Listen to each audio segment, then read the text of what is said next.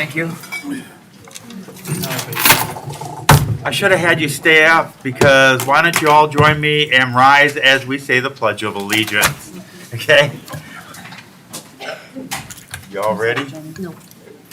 I pledge allegiance to the flag of the United States of America and to the republic for which it stands, one nation, under God, indivisible, with liberty and justice for all. Thank you. Thank you, thank you, thank you, thank you. Okay, sorry to, we're a little late coming out of closed session, but now that we're in open session, I'm glad to see you all. I will stall a little bit here while we are logging on to our devices here and hope that everybody is prepared for the next huge storm of the century, which I hope doesn't happen. You need the board meeting? And I hope that doesn't happen that way either. My computer's not coming up. Which I'll just say, I expect us all to be kind and respectful and yet passionate. Through comments and then through the last part when we will have our board discussion, which is on the agenda towards the end. So there are two different sections on comments and that. And we have in the past, and I expect this evening should be any different. I probably didn't even need to say anything. But I'm just saying things as I'm putting my password in. And Eureka.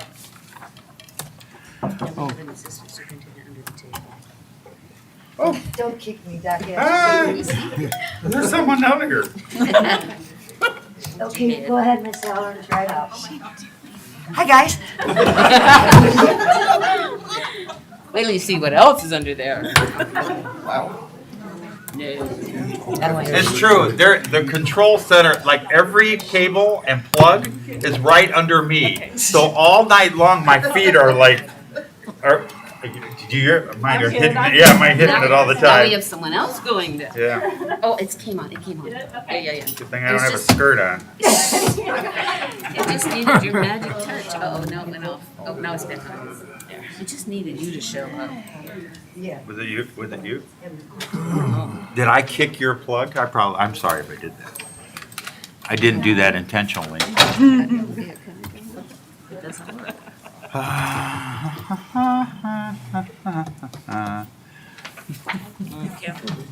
Fingers crossed.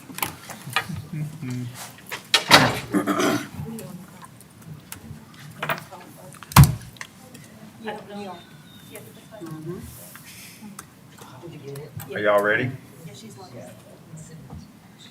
We're almost there. You guys ready down here? Got it. Got it. Shannon, you good? I'm good. If you need any help, let me know. Happy Wednesday. Hump Day. Hope y'all had a wonderful, wow, I don't know, it's bittersweet. It's nice to see all your faces, but then, yeah, okay, it's good to see all your faces. We'll leave it that way. But I hope you all had a wonderful Valentine's Day. Just a reminder, as I'm still, we're going to be all good here. We're halfway through February. On our way out of here, we're like on a downhill skid on the way. This is exciting. Okay, we're now back in open session, and I would entertain. Ready? A motion for student discipline, please. What's this name? Oh, I'm second. Keep going. Grab I'll it. just keep working it. catch up. You can vote, right? Sure. I move that we support the board's findings in case 22, 22, 1032, 22, 22, 1133, and 22, 21, 06, 33. Thank you. Do I have a second, please? Second. I have a motion and a second to do student discipline is what we're voting on. May I have a roll call vote, please? Yes. Yes. Yes. Yes. Yes. Yes. Yes, motion passes 7-0. Thank you. And now we move to our consent agenda. I don't think that, it hasn't been changed, and we're not changing it, correct? So I would entertain a motion to approve the consent agenda as, presented. So moved. Second. I have a motion and a second. We're voting on the proposed agenda. Roll call vote, please. Mr. Easton, Yes. Mr. Perry, Yes. Dr. Park, Yes. Pastor Miller, Yes. Mr. Schreider, Yes. Mrs. Holland, Yes. Dr. Estes. Yes, motion passes 7-0. Thank you. That brings us to public comments. Nicole Davis. And just a reminder, 5 minutes is the limit, and you will let someone know at a minute. Okay, well, she'll jump up and down and start waving her hand. She won't do that, but somehow. I will not be 5 minutes. Okay, great. Good But you can evening. have them if you want. Okay, thank you. Good evening, Board of Education, Dr. Gaddis. My name is Nicole Zoyer, and I am the principal at Garfield Elementary School. I am here to share with you something very exciting that we are doing at Garfield. And I'm going to share some pictures with you on the screens here, so hopefully you guys can see these as I talk. All right, so you're going to see some pictures here of our Garfield students, 3rd and 4th graders, who have had an awesome opportunity recently to participate in an after-school program for STEAM Club. And so these kiddos are working with Ozobots, and they get to make a track, and their little robot follows the track. And they've been having a lot of fun with that. They're going to start working next week on circuits, so we have some more fun things planned for them here really soon. The pictures you're seeing up now are a classroom that visited the STEAM Lab this week. We have something very exciting coming up next week with our Family STEAM Night. And this week our students visited the lab to build their Lego Derby cars. So if you're familiar with Boy Scouts and Pinewood Derbies, our kiddos are building their own Lego Derby cars. They're going to race them on a track that we have purchased, and they're going to compete next week for the ultimate Derby car challenge to see who our overall winner is. So we want to invite all of our Garfield families out next Thursday, February 25th from 5:30 to 7 to participate in our STEAM night. We participate in One Book, One School, and so our kiddos have read Ralph S. Mouse this year. And so this kind of ties right into what we've been doing with our STEAM night. And so I just wanted to let you guys know that we're very excited to have these opportunities at Garfield, and we thank you for your support. We're going to continue to work with our STEAM Club and allow our students to be STEAM ambassadors and kind of share with our younger kiddos in the school as well. So I thank you for your time tonight. Garfield families, please come visit us next Thursday at our STEAM night. Thank you. Thank you. Thanks.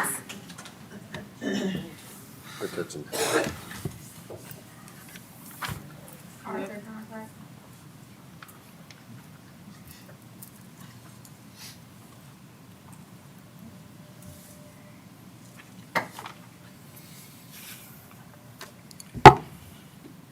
Monsters come in all shapes, sizes, and colors, always disguised as human beings, causing great agony in the death and destruction they create. This board is without question one of the most grotesque and blood-drenched gangs imaginable. To ignore a court order to stop killing children with masks is perverse criminality. And since you already knew the risk and futility in masks, your actions are considered in a court of law to be the most egregious, requiring ultimate penalties. Multiple lawsuits have now been filed against Illinois government and its technocrats, with the recent Sangamon County court ruling being a massive pivotal point in the pandemic. Of course, the child murdering governor and his state indoctrination gang said they would seek to reverse the Sangamon ruling for whatever good that will do. You see, to reverse a lower court ruling, you have to prove, in this case, that masks and jabs are beneficial. Guess what? They can't. There is no documentation that contradicts the Sangamon ruling, which includes the term a type of evil in describing the crime. It's why the ruling still stands and why the propaganda media marginalizes it in their fear porn news programming. Funny, isn't it? How in the beginning you were all so worried about being sued if you weren't obedient to your masters. And now, because you obey a criminal order given by your masters, you're now subject to extreme justice. We are not aware of anyone on this board holding a medical license, and yet you're practicing medicine. by forcing students and staff to wear a known health damaging device, justified through the lie of it being a health benefit. Virtually every family has been injured in some fashion by your actions. Face rashes, respiratory issues, learning delays due to facial recognition, depression, anxiety, permanent neurological brain damage, to name a few. One of the things I have noticed through the years is that those who are criminal will repeatedly attempt to convince you in what a great person they are. Since last August, we've seen a pattern emerging here in the board meetings. At first you patronized me, then you ignored me. Then you brought in the choir of teachers who proclaimed hallelujah with their hands in a brilliant intimidation move on a citizen. For the last few months, the commandants of the individual camps have been on parade through the public comment time, nearly breaking their arms in back patting, proclaiming nirvana conditions in all their care with no issues of any kind in their world. And now, at last month's meeting, community muscle appeared, heavy hitters in the community who now step up to be counted in this time of need. Appreciated and well needed, hope we see more of them, as they need to witness the criminal element in their midst. But it is the board members' comments ad nauseum about how wonderful everything is and how everyone loves everybody that goes beyond reason. All that's lacking is a bonfire with everybody holding hands and singing Kumbaya. You do know that until you admit you have a problem, no amount of promotion will hide the fact of your murderous nature. So, methinks thou doth proclaim too much, because we can't figure out if you're trying to convince us or yourselves that since all the victims are happy, you cannot possibly be killers. Geez, that's probably the same rhetoric used by the commandant of Auschwitz when he reported on the thousands of happy inmates who enjoyed the numerous amenities like the state-of-the-art dining facilities, concert hall, hospital, swimming pool, barbershop, and more. You can have all your employees blabber till they're hoarse, but it doesn't change the fact that you're still murdering children and staff. And from your actions and words, it appears you're bragging about your efficiencies in doing so. Currently, the International Criminal Court is hearing testimony in a case that charges Anthony Fauci and others with crimes against humanity in perpetrating the COVID scam. Also, the attorney generals in all 50 states have now been served notice on the ongoing crimes against humanity, which now mandates their action. Around the world, court filings against governments and officials is rapidly accelerating. It needs noted that any time a public official does harm through their official duties, their surety bond that allows them to serve can be easily filed against for financial compensation to the victim. It is an emergency stop system that keeps the engineers we've put in charge of running the train from running us off a cliff. So between losing your surety bonds, which has immediate and profound ramifications, and the coming legal lawsuits, your crime spree is ending soon. Every parent in this school who has seen their child damaged in any way has the power to immediately change the situation through a nationwide movement and a website called Bonds for the Win. Check it out. Go change our world.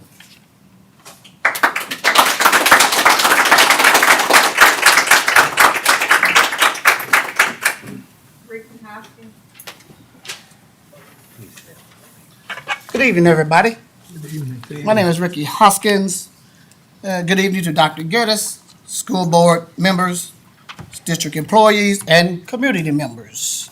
Let me start off by thanking the school board for all the time and the effort you put in to see that our schools are operating in a safe and sufficient manner. No, it's not an easy job. And you all know without me telling you that you can't please everybody with any decision you make. But I know your heart is in it for the best of all students and the staff of District 118. Whether it's regarding, do we go to school? Do we close school because of the weather? Do we go remote? Or about the mask?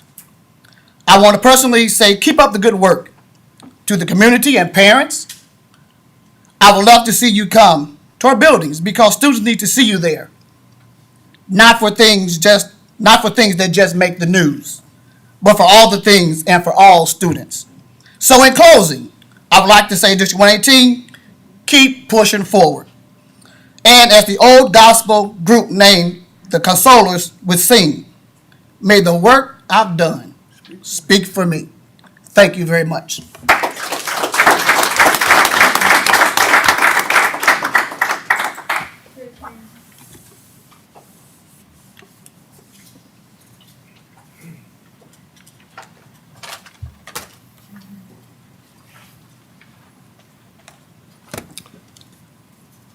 I agree with Dr. Ashton. It's great to see everybody's face. I personally hope that I get to see everybody's face without masks on very soon. I also agree with Dr. Ashton that I come before you as friendly but passionate. I think that was the word you used, passionate. Mm-hmm. So I am friendly but very passionate about my community and about our school and our district. To the District 118 family, which I believe we all are, and supporters of our community. If you're not part of our District 118 family, you're here because you're supporting our community, and I appreciate you being here. My name is Chris Herron. I'm a long-term substitute teacher at Danville High School in the special education department. I'm very grateful for my job, and I love my job. My wife, Melissa, and I have had 7 kids and 2 grandkids in this district. We are vested in our district and we're vested in our community. I would like to urge this board to vote to repeal the illegal mandates that are restricting, segregating, and discriminating within our school district. The mask mandates are illegal. Testing vaccine-free staff weekly is segregating, discriminating, and illegal. I would like to suggest and encourage that after tonight's successful vote of repealing the mask mandate, the board set a special meeting immediately to vote on repealing the illegal mandated testing of vaccine-free staff. This board has chosen, with great intentions, over the past month and year to continue with these dictatorial mandates. It's obvious now that continued support of these illegal mandates will expose our school district and each board member to significant liability.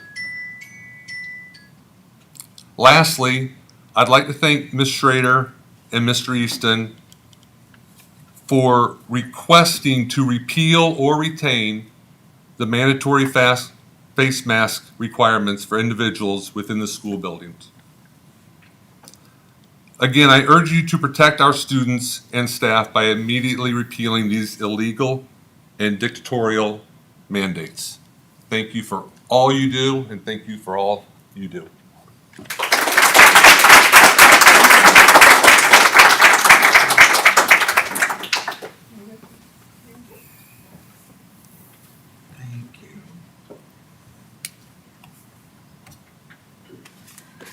Good evening, everybody. I want to thank the board and administrators for being here tonight, being here every school board meeting for our kids in our district. It's been a hard year for all of us. I know for you all as well as parents. But we're a community.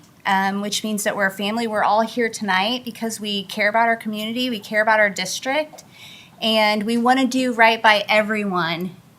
You all, our teachers, our staff, and our kids. So, like Chris said, we've had 7 kids come through the district. Right now we have a high school freshman, and we have 2 grandchildren in the district. And we are very present. I see you almost every day in the school, and I see a lot of faces that I've seen in the school very often. And we are vested in this community. I want to read a Facebook post that I did today just to bring awareness to tonight's meeting, because I wanted to see the community gather to really allow you guys to hear what's on our heart and what's in our mind.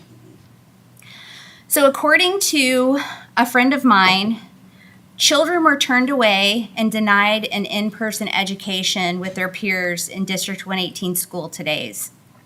Concerned parents meeting here tonight to voice concerns and opinions at tonight's school board meeting. Why are we concerned? Because on February 4th, 2022, Sangamon County Judge Grishow ruled that the emergency mask mandate and guidance from the governor, the IDPH, and the ISBE are void. The mask mandates in our schools are illegal. No authority exists under the law to mandate masks in our school for children or for staff without due process. Since that time, our district has chosen to continue with the mask mandates, the vaccination, and the testing requirements for staff and close contact quarantine, knowingly breaking the law and exposing our district and each one of you personally to significant liability. On Tuesday, the Joint Committee on Administrative Rules voted against extending the Illinois Department of Public Health emergency rule on school mask mandates. The JCAR essentially blocked the reimplementation of Governor Pritzker's mask mandate for K through 12 public and private schools in Illinois. The state is no longer empowered to mandate that they require masking, says Senator John Curran. So I'm here tonight to ask that you please don't put our district at risk. Don't put yourselves at risk for personal liability. I know that there are many Facebook groups. There are many parents who are really upset. There are many parents who are considering personal lawsuits on the district and on all of you. And that's the last thing that we need as a community and as a school. So I'm asking you tonight to repeal the mandates, to stop breaking the law, and to allow our students and our staff and our teachers to have the option and the choice of whether they choose to mask or not and whether they choose to be tested or not. Thank you all for your time. I appreciate it.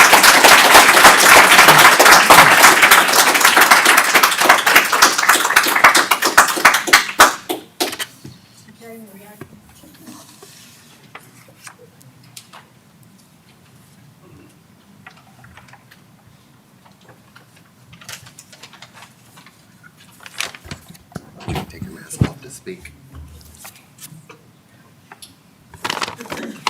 Hello, my name is Jalen Jackson. I'm in 4th grade maths at Mark Denman. In the last couple of weeks, I've noticed that my friends at Schlarman and Bismarck were given the choice to wear a mask or to not wear one, and that made me feel hopeful and excited that I would get that choice also. I learned in school that the easiest way to tell how someone is feeling is by their facial expression. I thought, what a weird thing to learn when half of our faces are covered all day at school. And it's really sad when you think about it. I also learned in school about carbon dioxide. It was scary for me to learn that rebreathing carbon dioxide can have harmful and sometimes dangerous effects on the body. I couldn't help but wonder what wearing a mask all day was doing to myself, teachers, and classmates. I even asked my teacher this question during our lesson. When I went to school last Tuesday after learning that I didn't have to legally wear a mask if I didn't want to, I felt so happy. Everybody could see my smile. This made me feel...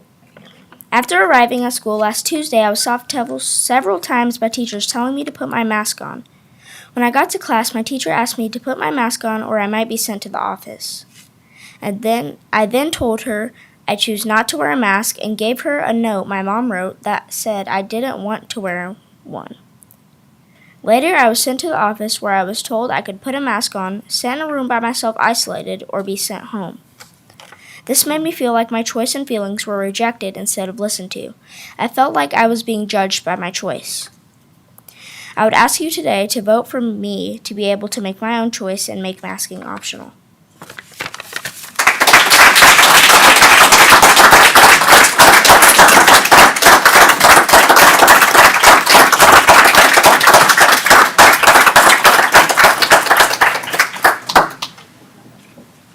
I think I'm next.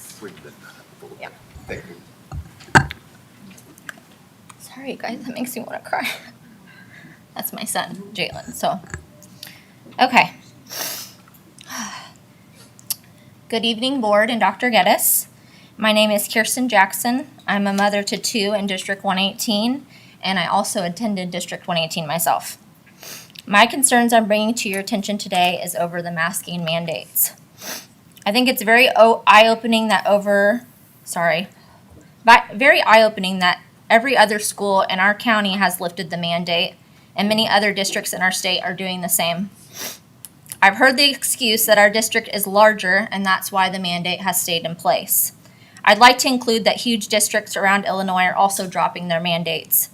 Districts like Naperville, District 203, a district that includes 16,586 students and 22 schools, and Indian Prairie Community Unified School District 204, which is the fourth largest district in Illinois, that includes 26,906 students and 33 schools. As of last night, almost 600 schools in Illinois have voted to make masking not optional, and that number just keeps growing. I've watched all day while more and more Illinois districts are dropping their mandates.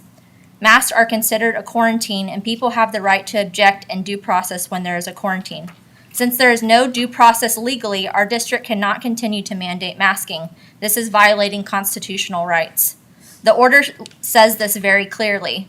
You cannot vote for the quarantine knowing that the state legislator said you had to provide the due process if you were going to do that. The health department is the one who is empowered to declare a quarantine because they have the process for due process to happen. ISBE and school districts cannot do the job of the health department and bypass the due process requirement. I know at the beginning of the school year the excuse is that your hands were tied, which I understand. The governor mandated masking in all Illinois schools. You all expressed your concern for lawsuits against yourselves as board members, which we all understood. The mandate is now over. Right now, I fear our district could be asking for trouble with legal issues in the future if the mandate of our district remains in place after learning that legally it has no grounds.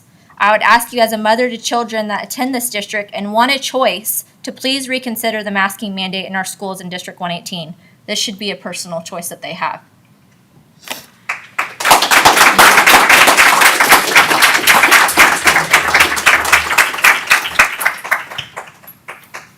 I'm sorry, Amy or Amy?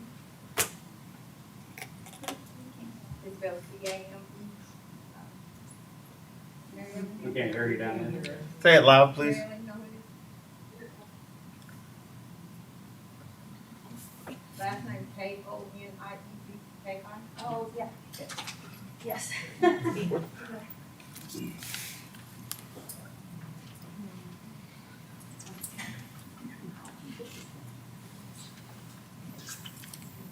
evening, board members, Dr. Geddes. My name is Carrie Konecki. I'm a mental health professional here in Danville in the community at Two Roads Wellness Clinic.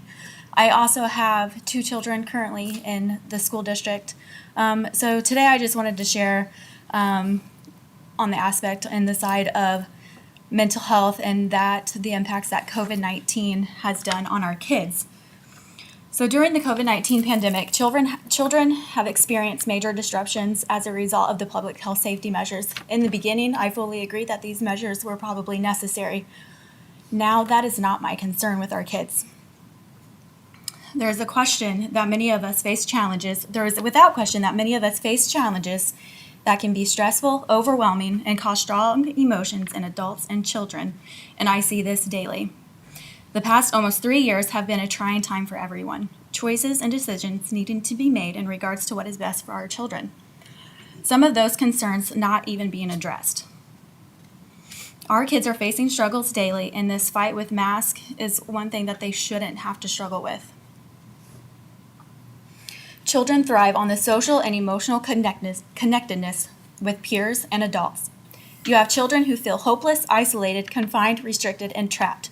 Let's not forget the feeling as if their breath is being taken away from them. I not only share this from a professional setting, but as a personal one too, having a child who struggles with severe anxiety, and in the past 2 years with the pandemic, seeing the way that has affected him. You have children feeling as if their life is worthless and not looking forward to it. There are children who feel as if they will no longer have a sense of normalcy back. There are children who feel that the need to end their life is the only answer. According to a study done by the Mental Health America in 2011, Illinois is currently at the top of the list with a higher prevalence of mental illness and lower rates for children to access this.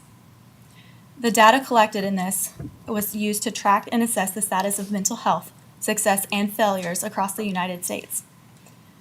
13.84% of youth are coping with depression. This is up from a 13.01% just from last year. 9.7% youth have severe depression, 12.4% who identify with more than one race. 3 out of 5 young people with depression who do not receive mental health treatment. 3 out of 5 who do not receive treatment. After the data was collected, they concluded that based on the organization's online of the mental health screening, this showed significant acceleration in mental health concerns. The ages ranged from 11 to 17. Although anxiety and depression rates rose drastically, they were most pronounced in young people, with 82.88% of those who took an anxiety screening scored moderate to severe, and 90.2% of those who took a depression screening that were moderate and severe. 51% of those youth who took those screenings reported frequent thoughts of self-harm. I know that there are educators in this district who have been trying to make students feel normal, but it has been with limitations. Our teachers are worn out. They're not mask police, they're not babysitters. They haven't been given the full opportunity to connect with their students. There are teachers leaving the profession due to feeling overwhelmed. Long-term effects of COVID-19 on mental health are yet to be revealed, and it should be clear and easy to see that we are facing an unprecedented mental health crisis sparked by the pandemic. So I hope you're able to take a step back, look and listen at what the bigger picture is that we are looking and facing at due to this pandemic. Thank you.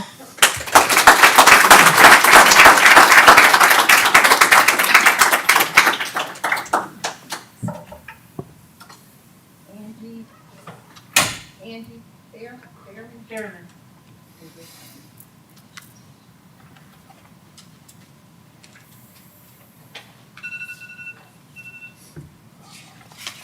Good evening. Speak if it's easier. Oh, can everyone hear me? Okay. Tonight I am here about basic safety for our children. Without a safe scene, nothing else can be accomplished. When considering a vote on masking requirements, I would like you to consider these points. The Danville Board of Education Policy, Section 1.30, contains a vision statement, including this from the first sentence. We envision Danville Community Consolidated School District Number 118 as an open, safe, and caring school district. Section 4.170 states, all district operations, including the education program, shall be conducted in a manner that will promote the safety and security of everyone. And in Policy Section 4.180, the school board recognizes that the district will play an essential role, along with the local health department and emergency management agencies, in protecting the public's health and safety during a pandemic. As of February 15th, our local health department reports less than 50% of Vermilion County residents are fully vaccinated. That is not anywhere near a safe level to remove masks in a regular school day. Massachusetts is ending its mask mandate soon, but some of its districts have a 94% vaccination rate. Can you hear me down there? Okay, just want to make sure. I can't. And they also have more access to testing than we do. Some counties in northern Illinois also have a much higher vaccination rate than Vermilion County, and it is appropriate to reconsider rules when metrics are acceptable. Our local health department recognizes the scientifically accepted protocols. Our state experts recommend masking indoors at school. The CDC recommends indoor masking by all students, staff, and visitors. The overwhelming body of internationally recognized experts in fields such as epidemiology, infectious disease, public health, and the American Academy of Pediatrics all endorse indoor masking in schools. They recognize that school is vital, that it is a place where educational as well as nutritional, social, and psychological needs are met, and they want to keep students in school safely. When I need to form an opinion or make a decision on a topic that I'm not an expert in, I refer to what established and experienced professionals in that field recommend. For example, I am not an epidemiologist or infectious disease physician who has dedicated my entire life to viral outbreaks, so I will rely on their experience. If nothing else, you must be able to say your decision erred on the side of safety. Ethically and legally, by your own policies, you must make safety your priority. Until our vaccination numbers improve, or the recognized experts recommend differently, you must vote for mask requirements. Excuse me, I've got a frog in my throat. This school year, you've already approved safety measures in other areas for hidden threats. This is a safety threat as well, not a personal choice because it affects everyone. Hard decisions that don't please everyone sometimes have to be made in the interest of safety. If the decision appears too cautious, you are able to ethically and legally demonstrate that you erred on the side of safety. Our children have given up so much to keep us, the adults, safe. We owe it to them to keep them in school and safe. I am a D118 parent, and community member that volunteers regularly in my school. I want my child and all children and staff to be safe and in person.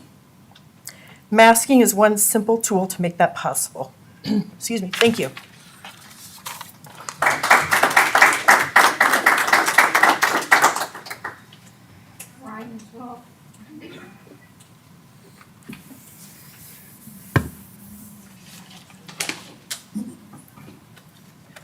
Good evening, Board. My name is Ryan Schull. I'm a father of 2 District 118 students. I'm up here to stand for my children's freedom as well as other children. At first, I was understanding with the mask mandate, but now it's getting ridiculous. In my free time, I coach recreational baseball, softball, soccer, and archery. I spend a lot of my time with the kids from the Danville area. I always tell them pain is temporary, pride is forever, and it's okay to lose if you play well.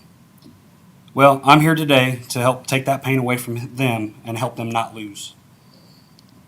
These are wonderful kids and they have a huge future ahead of them. But if you keep censoring them with your absurd agendas, who knows what their future will be. Mask and vaccination should be optional and not forced upon anyone at any time. I stand up here as an American who has the right to free speech, and I will exercise that right. In my household, we give our children the choice to get vaccinated or not. I will not take my children's freedom of choice away, and you won't either. Personally, I am vaccinated, and that was my choice. I have nothing against people who want to wear a mask and or get vaccinated, but that's their choice, not yours. The dictatorship of the superintendent is obvious. You go against her any way, shape, or form, even on a survey, and she will try to feed you to the wolves. When I went to Danville High School, I was one of the founding members of the Scholastic Crime Stoppers. This was just like the Crime Stoppers you see on television, but for issues within the school district, where you can remain anonymous to report stuff like bullying and other crimes, as well as retaliation. Well, I am here today to report to the board that your upper administration threatens and bullies not just teachers and students who go against their agenda, but also parents as well, me for instance. Well, or will you let the upper administration continue down this path of bullying, or are you scared?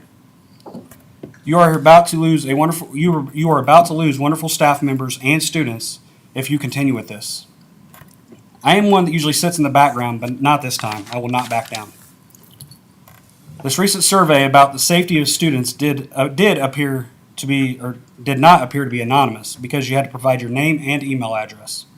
Dr. Ashton, could we get the unedited results of this survey published to the public, please? Alicia Geddes, I want you to get a clear picture of what I look like. Got it. Focus on everything about me because you poked the wrong person. I'm watching and studying every move that you make. I'm going next. I cast my vote of a no confidence for the superintendent. Thank you.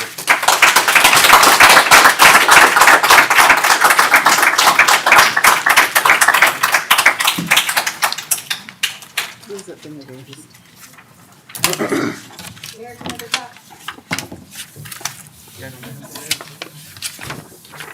Is this what you want? Is that what you want? Yes, is that what you want? Mm-hmm, thanks.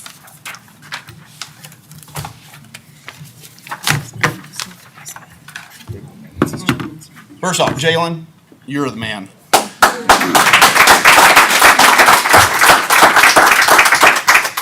I'm not a public speaker, so I'm just going to try to get through this anyway, but Sir, I didn't I'm catch kinda- your name. I'm Brock sorry. Atwood. I'm getting ready to get to that. Hello, my name is Brock Atwood. I have a sixth grader at Northeast Elementary. And I'd like to start by saying I love the staff, the teachers, and the principal at Northeast. I know you all are just doing your job. And you're not allowed to have opinions about certain things for fear of retaliation. So hopefully tonight, your voice is heard.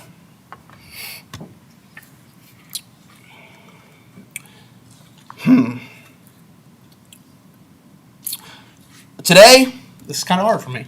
Today, my daughter was pulled out of her classroom and segregated in an isolation room because she'd made the decision not to wear a mask. Not my decision, her decision. She wanted to go against the suspended mandate and the policy that you guys have that should be null and void.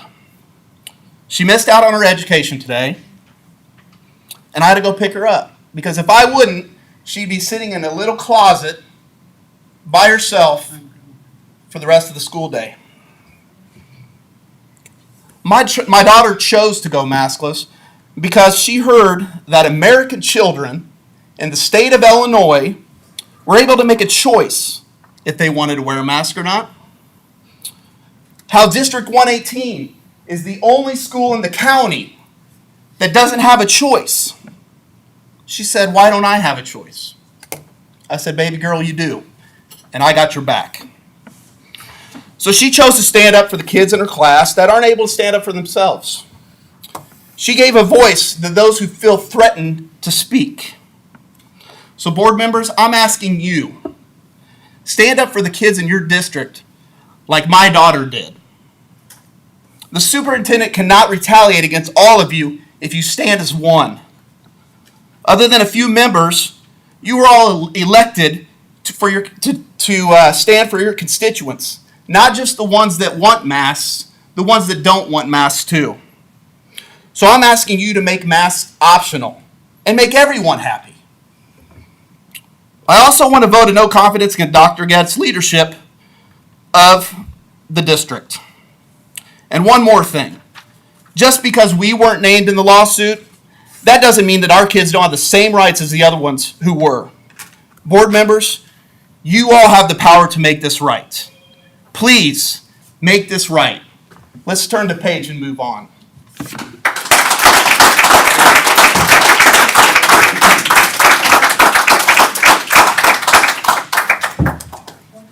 Good afternoon.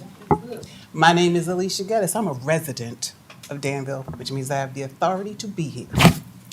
I want to share with you what a Tilton police officer, also a Northeast parent, wrote about me. To say that I am gang affiliated. I have it and I'll put it up on the website. It does not say you're Thi- affiliated. It says, let me read it to you. Masks do not make kids feel safe.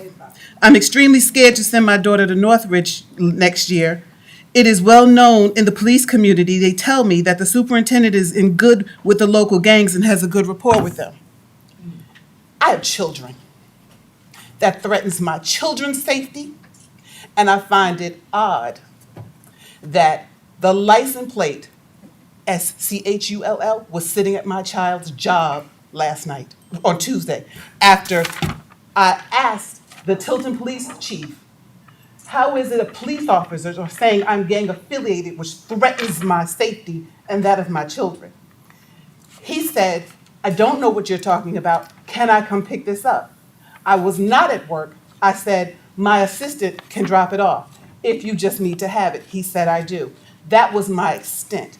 I wanted to know why the police were saying that I'm gang affiliated, so perhaps you don't know what that means.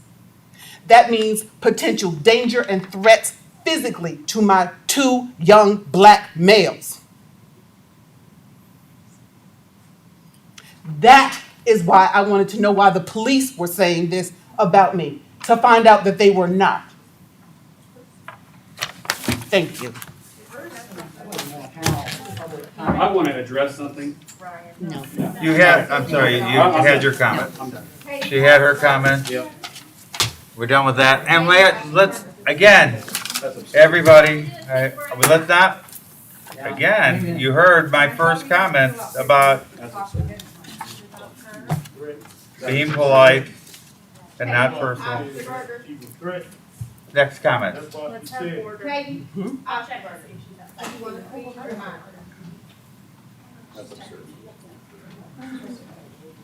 What color is this vehicle? Stop. Yes, that's Katie Osterberg. You don't have to if you don't want. You think Katie? Katie Osterberg. Good evening. My name is Katie Osterberg. I have a freshman in a DHS and a 6th grader at Northeast Magnet School. I am incredibly grateful to the staff at both schools for giving my children a safe place to be, a place to belong, and a place to grow. I would also like to thank Dr. Geddes, Mrs. Halloran, Mrs. Schroeder, and Mr. Easton for responding to my concerns this past week. I appreciate your time that you gave me. I am here today to ask from the board and our administration better communication. In 2020, an evaluation was completed that cost the district $47,000. One of the main concerns outlined in the evaluation was communication between the upper administration and the community. During or shortly after the evaluation was completed, COVID became the main focus, and rightfully so. The one thing that COVID did not affect was the ability or need to communicate. The pandemic only increased the need for communication between our district and our community. Since that time, with the board and administration aware of the community's concerns, communication has not improved. Parents were asked to register their kids for school without a plan to assess the risk to our families or the viability of our kids attending. Teachers were required to prepare for school year not knowing if they would be in person or remote. Most recently, 2 things have happened that highlight the communication issues between the district and our community.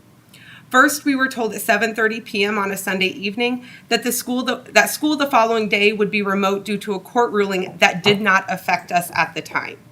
Second, a survey went out asking parents with concerns over mitigation measures to reply so that the district can take steps to make sure they feel safe.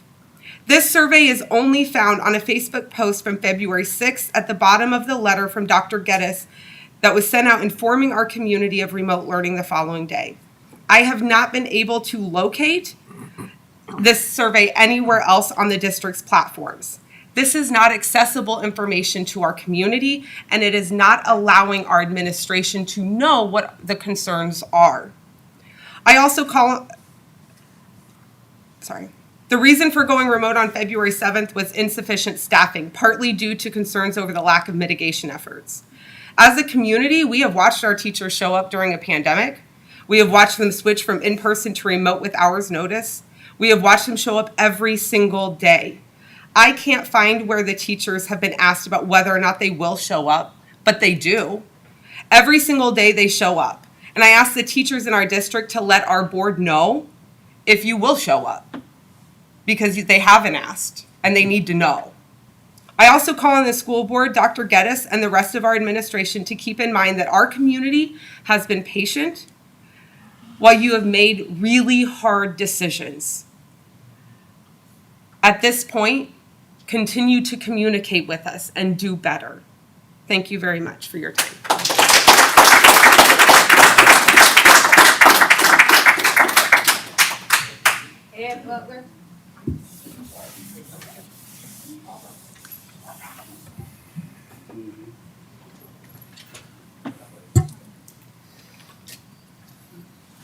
Good evening. My name is Ed Butler, and I'm sure that a lot of you know me, and I've watched saw some of you grow up from babies up in here. And greetings to Dr. Geddes, board chairman, and to the rest of you. I didn't have a script today, and but I am the NAACP president here in Danville. I'm sure that a lot of you that know what NAACP stands for. NAACP stands for National Association for the Advancement of Colored People. And when it says colored people, that's all people. We're all of color. And I am also the manager of the pandemic navigating program here in Danville. And I would like to, as well as Champaign now, I'd like to thank Dr. Geddes for allowing us to come into her school to hold our vaccine clinic. I am passionate about this vaccine clinic. I am passionate about these masks because those of you who have not lived through what I've lived through within my family, where our kids, my nieces, a nephew came home from school with a virus and gave it to my niece and also to my cousin. You probably haven't lived through it like I have, especially at 2 o'clock in the morning, FaceTiming my niece as she laying there with a ventilator, telling me and her dad, we're on our way to Kentucky, and she's in Champaign in the hospital, telling us, Dad, I love you. Take care of my kids, not knowing that she was going to die. And she died from COVID. I don't want to go through that. If my little niece, 9 years old, could come home with a virus and give it to your parents, you probably have not lived through it. But I have. And I'm sure you won't wake up until it happened to your family. So our board here is going through a lot. Our kids are fighting. Our kids are shooting each other. And we have domestic violence. This board has a lot of issues that they have to live with. This is part of life. These masks is part of life. Gun shooting is part of life. Now, we have to live with it. We don't have a choice. Until our parents step up to the plate, raise your children and let them know. We go to school for one purpose and one purpose only, is to listen to your teacher. Get you a good education so you can get out of that school. And I thank Dr. Geddes and I thank this board for the decisions that you make.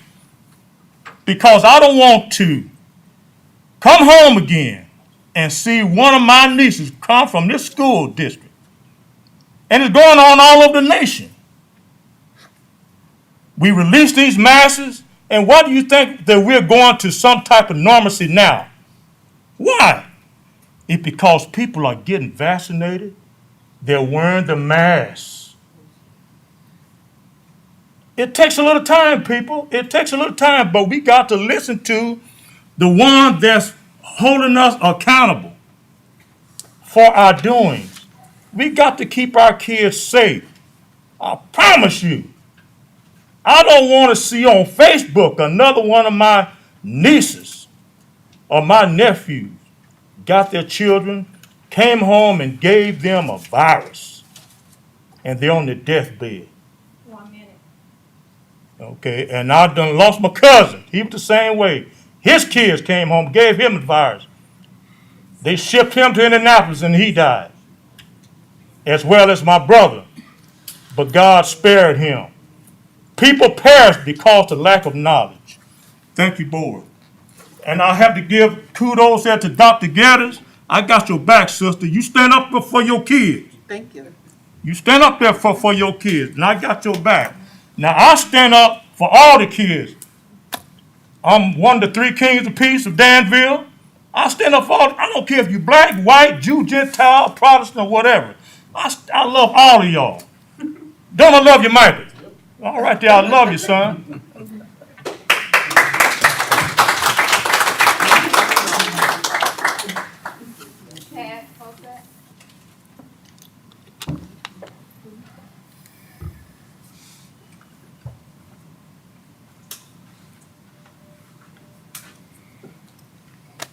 Good evening to everybody. This is like my least favorite thing to do, but I feel that now's the time that I have to do it. And now you all get to see that I'm old and I can't see. My name's Chad Cosat. I have 2 kids that are in the school district. My opinion on the masks is that they need to go.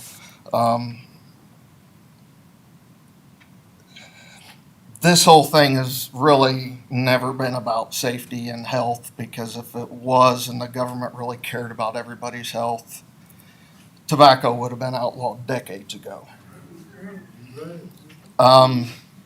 Personally, I'm done with the whole mask thing. As far as any place I go, any businesses, I won't.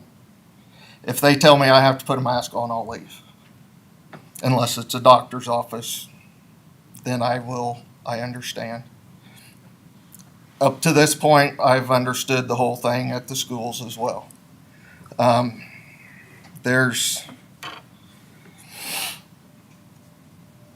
only been one study that's actually been done on masks and whether or not they're effective, and that was done by the CDC, and it was the decision on that was inconclusive. So every time everybody wants to run to the science, there's really none there. I'm going to forget half the things that I want to say, but I do agree that it is mental abuse, because I do see what it's done to my children. And, you know, if it affects me, if I have to wear it and I have problems, that's me. But when it happens to my kids, it's at a whole different level. And it puts me at the edge, and that's pretty much where I'm at now. I'm tired of all of it. I understand that some people do die, and I have had it. I had it last August. It sucks. 3 of the 4 members of my immediate family have had it. But something that has a 99.7% survival rate, in my opinion, for me, I'm not going to live my life in fear over something that only has a 0.3% chance of, statistically anyway, of dying. That's pretty much the gist of it. That's pretty much all. So, yeah, I'm against it.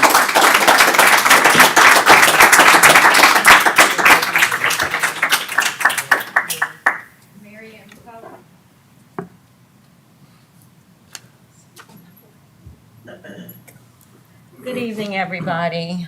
To the leadership, my hat goes off to you. Teachers, oh my goodness, my hat really goes off to you. I'm Mary Ann McCullough, and I also work in this community and in Champaign. I've been in the health field for over 25 years. I've never seen anything like this before. I've worked in primary care to med-surg to all different type of units. This COVID is just insane. And as we all know, lots of people have died and passed away, and lots of people that have it still have effects from it. I'm not going to tell you that we do go out the neighborhood making sure that people that do have COVID stay in so they won't affect people, because that's what's happening. People are out and they're sick. You don't know they're sick. They look like you and I, but they are, and they're giving it to people. So what we do is go out, make sure they have food, make sure they have water, make sure they have whatever they need to stay inside. But right now, the issue is not about only masking or not masking. The issue is we're fighting a virus. We're not fighting each other. It is a virus we're fighting. What we need to do is protect ourselves and also our children. One thing I've learned about this COVID is that communication is the key. We got to communicate with our children. We got to let them understand what a virus does. A virus can affect you because you're white, me because I'm black. If you're Spanish, it doesn't matter. It needs a host to live in. And if it's living in you, you may not even know it's living in you. And you're going to affect someone. Mask, I hate masks, but I have to wear it. This mask is not just for my protection. I wear this for you. You wear yours for me. I don't want you spitting on me because your spit might affect me and kill me. My spit might affect you and kill you. Glasses, protection. This is good. They didn't used to be good. Now they are. They're like goggles. So, yes, I hate masks too. But when it comes to someone being affected, and I don't know you're infected with a virus, sometimes I might know, but sometimes I don't. This mask right here, no one's saying it's 100%. But what we're saying is it's your shield. It shields you. Me, I have a grandson in this school district. I have plenty of nieces and nephews in it. What I know is that whatever shields you from the virus is not against each other. Talk to your children. Tell them what this virus is doing. That's the only way. Yeah, of course they're upset. Of course they're having a hard time mentally. Because as adults, I'm scared. What do you think a little kid's going to be? A teenager. They're going to be scared too. So you tell them to properly wear things. I wear this mask for 8 hours. Okay? There's no research that said a mask has killed anybody.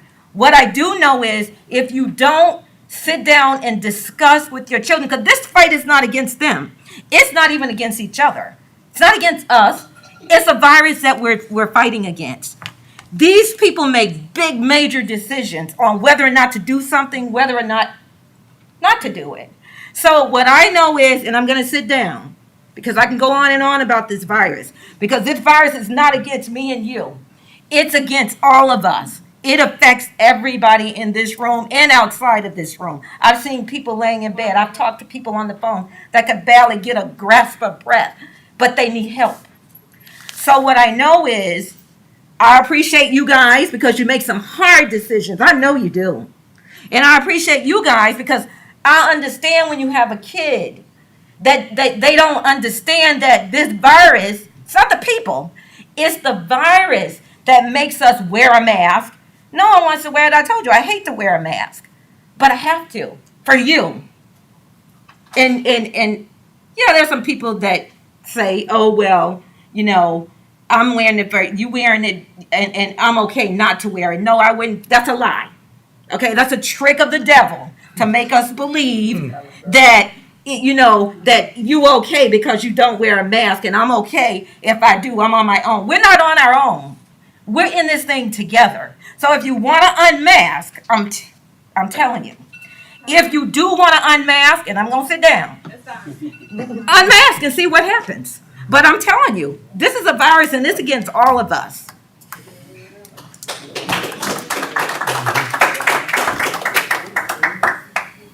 Bethany Hager.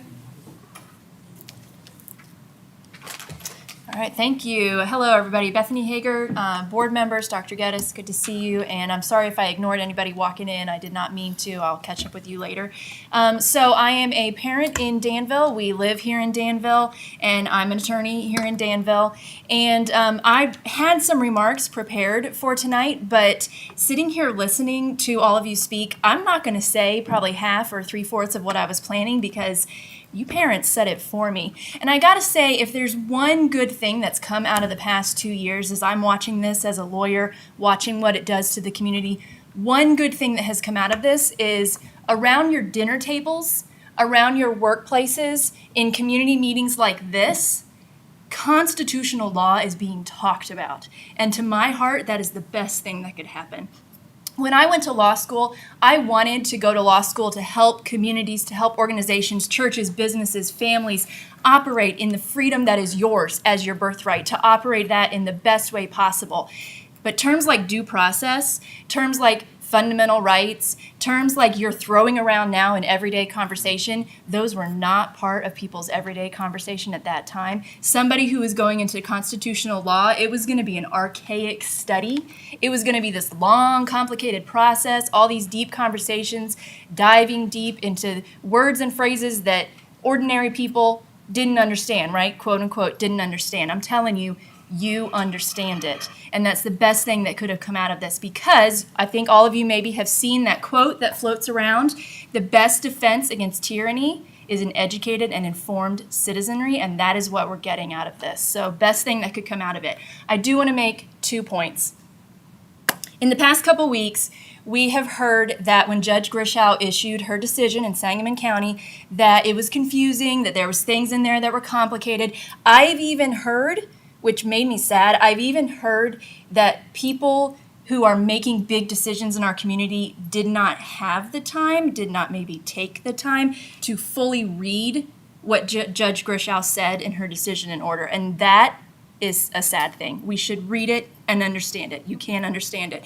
There's 2 things that pop out from her decision and order that I think it's very important to take the time to read if you can to fully understand. 1, she said that there is a special evil that we are fighting against here, and that special evil is the overreach of one branch of government into the lane that belongs to the other branches of government. And she specifically cited the overreach of the executive branch into the area of government that belongs to the legislation. She specifically was talking about the governor's executive orders. For almost 2 years, we have seen this, the executive branch overreaching, and she said that is a special evil, and it is time for that to end.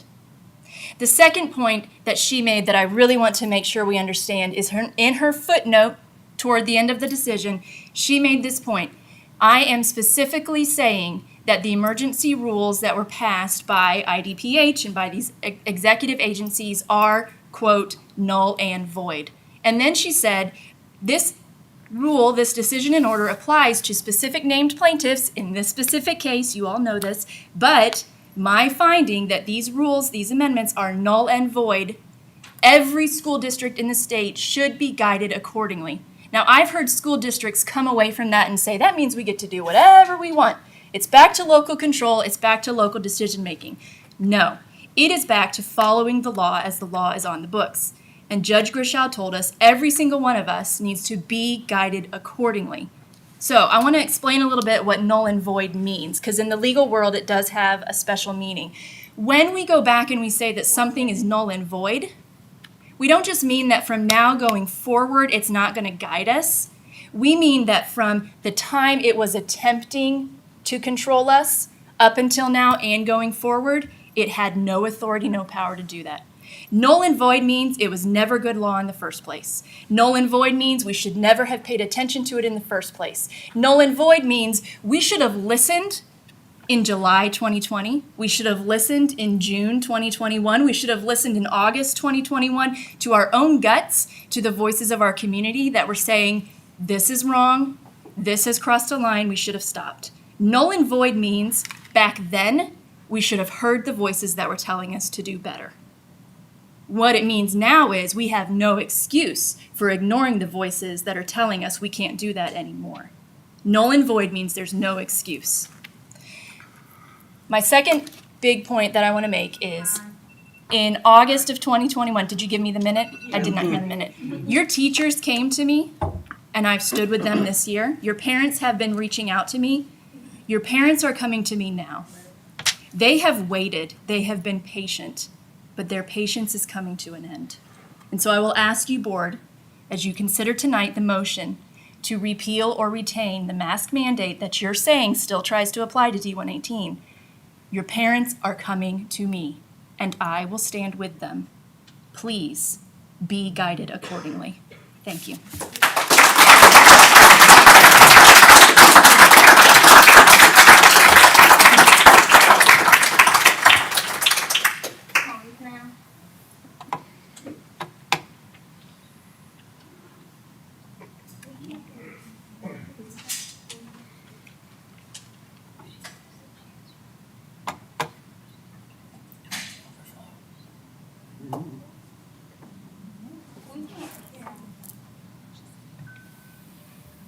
next person down the hall that they just went to get them.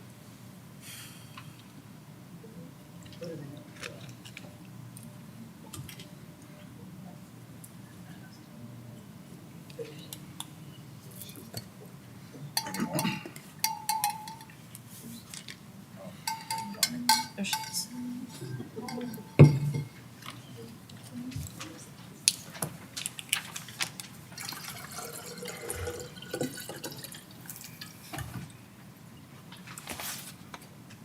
Take your mask off. Okay, Speak. thank you. Okay, thank you. It's cold outside. My name's Tony Town, and I am here not to make a friend, not to make an enemy, but to make a difference. As a parent with children in the school district for several years, I've seen changes, good and bad, but the big issue today obviously is the masking. What I've done is a little bit of a research talking to teachers. A lot of teachers are not comfortable saying exactly how they feel. And this hasn't started today. It started when I went to parent-teacher conferences. I would ask the teachers, what's going on? What do you need? You know, what's good and bad? The kids were crammed. At one point, kids were 30 in a class, and I said, what can we do? How can you get them, into a bigger classroom? And there just wasn't the space. But they said, you have to talk to the board, because when it comes from a teacher, it sounds like we're complaining, and they need to hear it from a teacher. I've been told this at different parent-teacher conferences. So I've talked to the teachers pre-K through high school. They have different opinions on the masking. The preschool level, the one opinion was, those kids are right here in her face, or their face. They are spitting, as I heard, talking about, they are right there. She might not be comfortable going maskless with her students. She might still feel that she needs to be protected, and she needs to protect her kids because they are so close. You go to a middle school, you go to a high school student, they don't want to get too close to the adults. They're not going to be in your face. They're going to want to be away because that's their space. So there could be different approaches if we get the chance to have an optional mask ruling. Obviously it's optional at that point, and every parent, every teacher, every student will make that decision. Kids can be vaccinated at age 6. So pretty much all of our kids in school can be vaccinated if they choose, if their parents choose. That's one of the layers of protection. A mask is a layer of protection. It is not the only layer of protection. There are others. So the mask mandate is obviously now, out of null and void, as we're hearing. So what can we do in the future? Because a lot of our actions, I feel, have been reactive versus proactive. So can we take a step ahead on this right now? And can we go forward and say, what will happen when we get to take our masks off? How are we going to facilitate this in each classroom, at each level, kindergarten, pre-K, middle school, high school? Maybe there is a difference. I've spoken with people that are not in this district. Their schools are providing N95 masks to the teachers that don't feel comfortable not masking. So there's that option. There could be supplied, I suppose, to the students. I don't know what the cost would be. No, we have a lot of COVID money. There are other districts that the teacher spoke to the students and said, I live with my grandmother or my mother. I don't feel comfortable not having a mask on. Would you guys please wear a mask in my class? And the kids, 99%, if not 100%, were obliged her and put on a mask. Even though the school in this county had dropped the mandate, they put on the mask out of respect for their teacher. So there are ways to make this work for everyone. I don't think there is a one size fits all for a lot of things, and I don't think that applies to this either. So, but we have to have that option. We have to have the choice. We've been 2 years in this. The numbers are going down. The Omicron variant right now is much less severe. I know everybody has different outcomes. 4 out of 5 people in my house had the virus over Christmas break. Kind of felt like the flu. I had it, my husband, and 2 of our kids. No one needed to go to the hospital. Everyone but one was vaccinated. One that got it was not vaccinated. She pretty much had the same symptoms I had. So were we lucky? Yes, but I think that has what is happening now, and I'm not a scientist, but I know they're talking about the Omicron is possibly going to be the end of what we saw in the beginning, and it's going to knock out what was harsher in the beginning. So if that's the case, then I think we are very close to the end, and I think that we have a chance, again, to try to make it work for everyone. Thank you.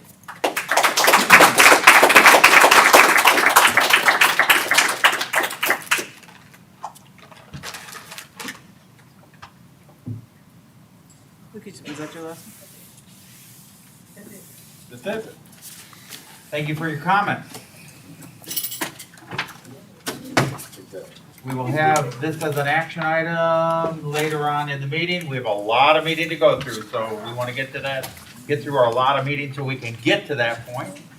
And the purpose of that is to let our staff go who doesn't want to stay for the mask debate if they don't want to have to. So that brings us to our deal. Item number 6, core values, beliefs, outcomes, vision, activity, outcomes for each board priority area.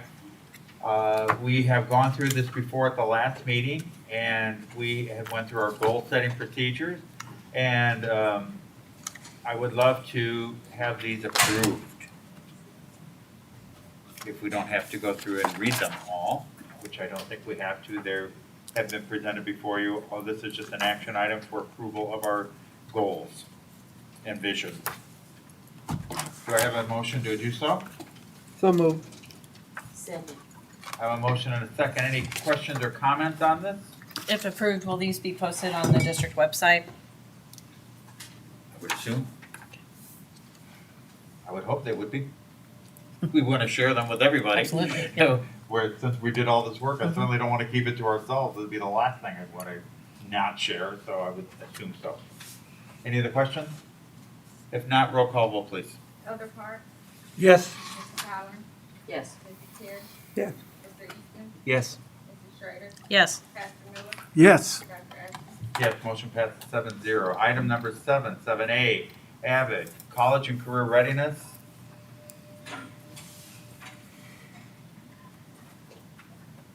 They're coming. Are you going right now?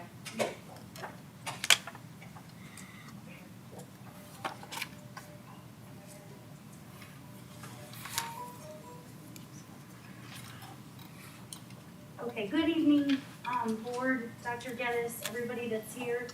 I really hope that despite the feelings tonight, that everybody will enjoy and really get a lot out of what these very brave, it's always hard to come in and talk to a group of folks, and these very brave students that have great things to tell you and about their own experiences with AVID.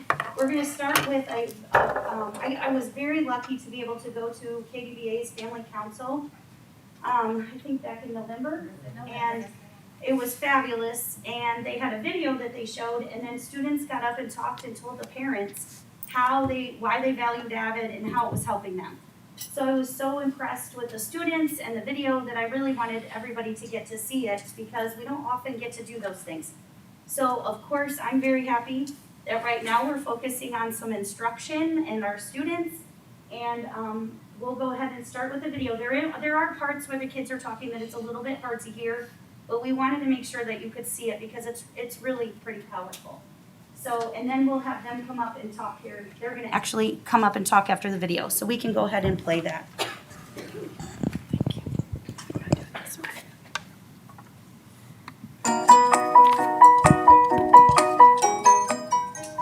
Good evening, KDVA families, and thank you for joining us for our quarterly KDVA Family Council meeting. Here at KDBA, our mission is to partner with the community to empower students to be socially and academically responsible, to foster confidence and to build self-worth by creating a nurturing atmosphere where students can be successful and embrace new possibilities. We take that mission very seriously, and a major part of what we do here is to educate the whole child so that they can be successful once they leave us to join another academic setting, post-secondary education, join the workforce, and become contributing members of society. It's important to us to equip our students with the tools they need to be successful and remove barriers that may get in their way. 3 years ago, we took the plunge to become AVID Building Y.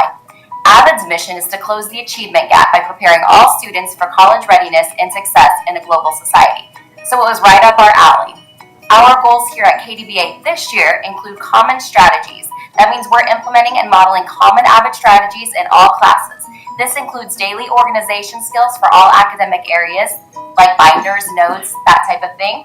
We wanted to establish and adopt an AVID elective class, school-wide, which I'm proud to say we have, and those are going extremely well at both the middle and high school level. We wanted to provide increased exposure and opportunities to all students for college and career readiness. This includes information posted on our bulletin boards, in the classrooms, and in our newsletter. But this also includes guest speakers from different careers and colleges. We've been very fortunate this year to work directly with a DAC recruiter, Ms. Simmons, who's also a DHS grad. She meets with our students on a monthly basis for the purpose of career exploration and navigating through the college prep requirements. Tonight, we have some very special live student presentations, trivia, and giveaways. But first, enjoy these short clips from students who are thankful for AVID. I like AVID because it teaches you how you can use the things that you like in the outside world and use it as you can get a job. We're going to work on our audio.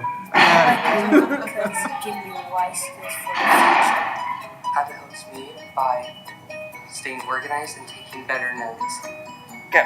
What I love about AVID is that it has helped me a lot because I used to have a messy binder and I was never organized. But now I'm organized and I'm neat and I take notes about each topic I learned in all my classes. AVID has helped me learn more about myself and what I can learn. About AVID is it teaches us, or at least it taught me, that I was more of a great writer or learner than I thought I was.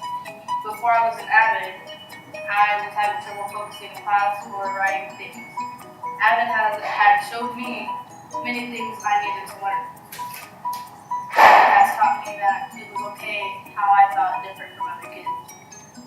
It showed me how not everyone was the same. It helped me learn about how to be organized, about other things other than being organized in my binder. It helped me realize that I could take my time with things. You see, before AVID, I would rush myself through things as not even in school, but in life in general. And that wasn't a good thing. So AVID helped me notice many things about myself and about not just school, but mainly about myself and life in general. Hey, Mrs. Schnakel here, AVID elective teacher for Kennedy Bailey Academy High School. I would like to first share that I love AVID. I have loved AVID since I heard about it years and years ago. I'm happy to have the opportunity to be AVID elective teacher here. I believe that not only is it helping my students, I believe it's also helping me be a better teacher, be more responsible for the content that I'm sharing with my students, keeping me accountable to teach them skills that they can use both inside and outside of school and for the rest of their lives to help bring them success. I have an index card here that I would like to read you. This is written by Melina Shavira. She was unable to record a video herself, so I'm going to read it on her behalf with her blessing. AVID helps prepare you for your future because it gives you strategies for how to succeed. It teaches organization, helps you have a more healthy and efficient studying method. We learn how to take notes and actually use them. We have an AVID teacher who cares about all of us and wants us to succeed. I appreciate all of the students participating in AVID elective this year, and I hope that they are all ready and willing to use the tools in their toolbox. Thanks for being here tonight.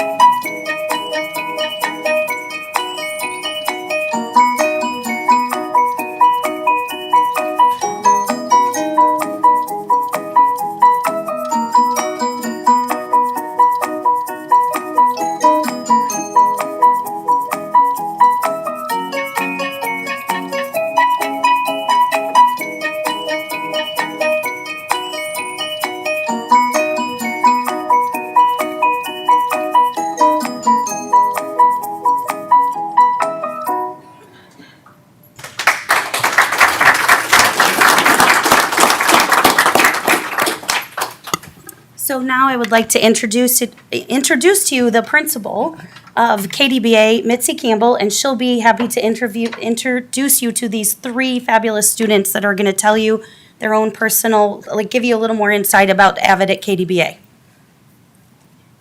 Good evening, Board of Education and Dr. Geddes. I'm Mitzi Campbell, the very proud principal of Kenneth D. Bailey Academy. One of my favorite things about administration is showing off my amazing students, and I have brought three with me tonight. As I stated in the video, we took the AVID plunge 3 years ago, and our students have thrived since then. Our teachers are really loving teaching the common strategies, and we're seeing our students just soar. So without further ado, I'm going to bring up my first student. I have an 8th grader, Jake Barker. Each student was assigned the task of discussing each of our AVID goals. Jake is amazing. He's smart, he's kind, and he makes my morning every single day. He's an awesome student, and Jake is an 8th grader here with us at KDBA. Jake is going to talk with you about common AVID strategies at KDBA. With AVID, I'm able to have organization with the Wicker strategy. That is writing, inquiry, collaboration, organization, and reading. Organization, without that, I don't know how my binder would be perfect like how it is right now. Otherwise, it would be a complete mess because I have it in order the way I need it. And then with writing, I can have the Cornell notes to help me be able to study easily for our test. Some of the AVID things they help us do is mainly collaboration. It's to help us be able to talk to our classmates. That way we can talk to them easier, especially with debates, because we do a lot of those in language arts. And I feel like it would help us become better leaders and help us determine our goals for the future. Because they do help us with what our goals would be for college and stuff. And mine mainly would be auto body or architecture, because I'm pretty interested. And with AVID, I feel like I can be where I want to be if I follow the right steps.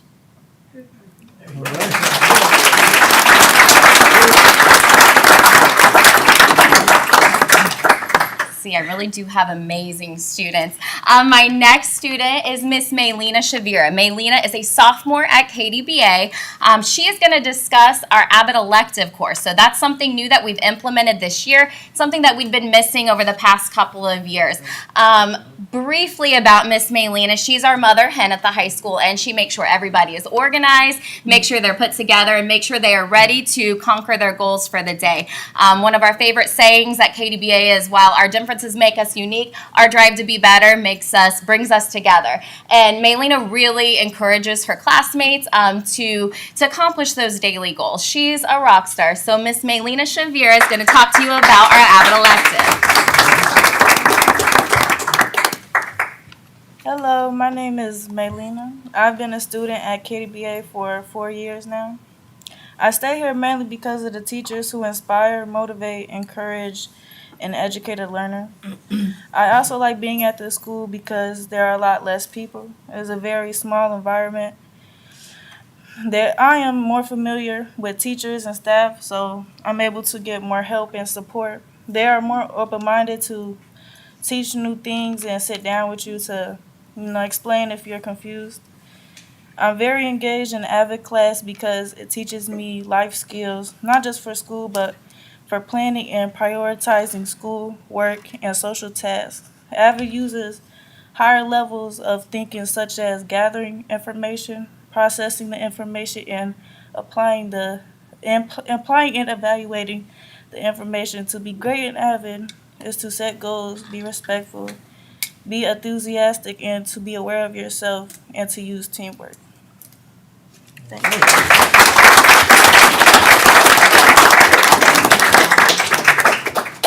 Thank you, Miss Maylena. Our last speaker this evening is going to talk about AVID college and career readiness. I selected Darian Watson to represent us in this matter because he is 1 credit away from having his high school diploma. So we are very proud of Darian at KDBA. I think Darian already thinks he works at KDBA, and he has no trouble speaking typically. So without further ado, Darian Watson for college and career readiness. Hi, my name is Darren Watson, and I am thankful for KDBA because when I came from DHS, I wasn't meeting my credit standards. Like, I didn't come to school, I didn't do the work, I used to skip class all the time. But KDBA, but when I came to KDBA, it was a smaller environment. The teachers there, they showed love and support. So it helped me pick up on credits, and now I'm meeting my credits. Today I'm going to be talking about collaboration with AVID. So with collaboration, you're basically helping others that are not there. You're also helping yourself, and you're also helping the emotional standards that's meeting with other students. Me, I didn't like taking notes personally. I didn't like it. But I noticed I have to use these notes for tests.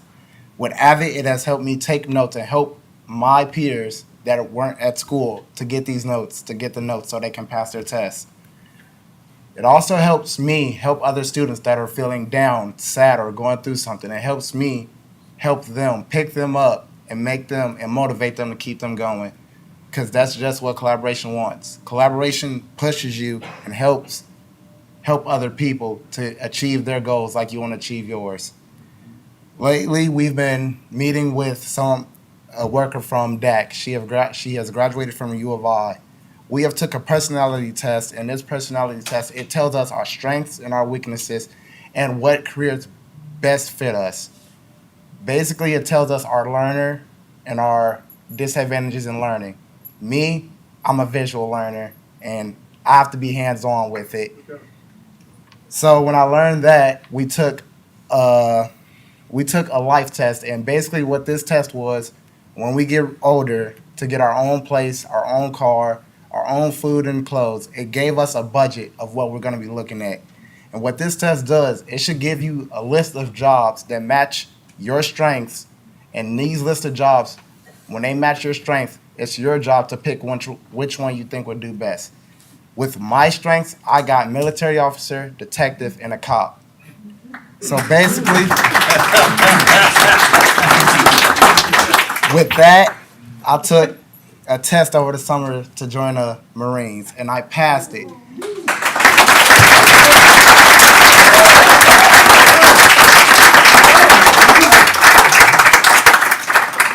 Now with the Marines, what it does for me is, when I go to the Marines, I get to go to the National Guard and be a security guard. I get to go to college at the same time, and they pay for my full college ride. I'm going to college to do automobiles, engineering, sports scholarship, anything like that. And in order to get accepted into the Army of the Marines, you have to take one certain test, and that's the AVID. You have to score a 32, and you want to get 3 tries. With my AVID, I scored a solid 43.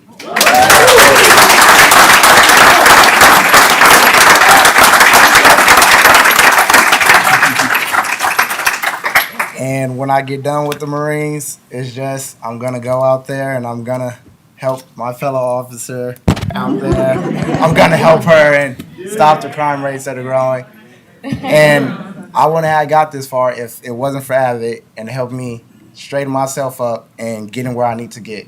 Amen.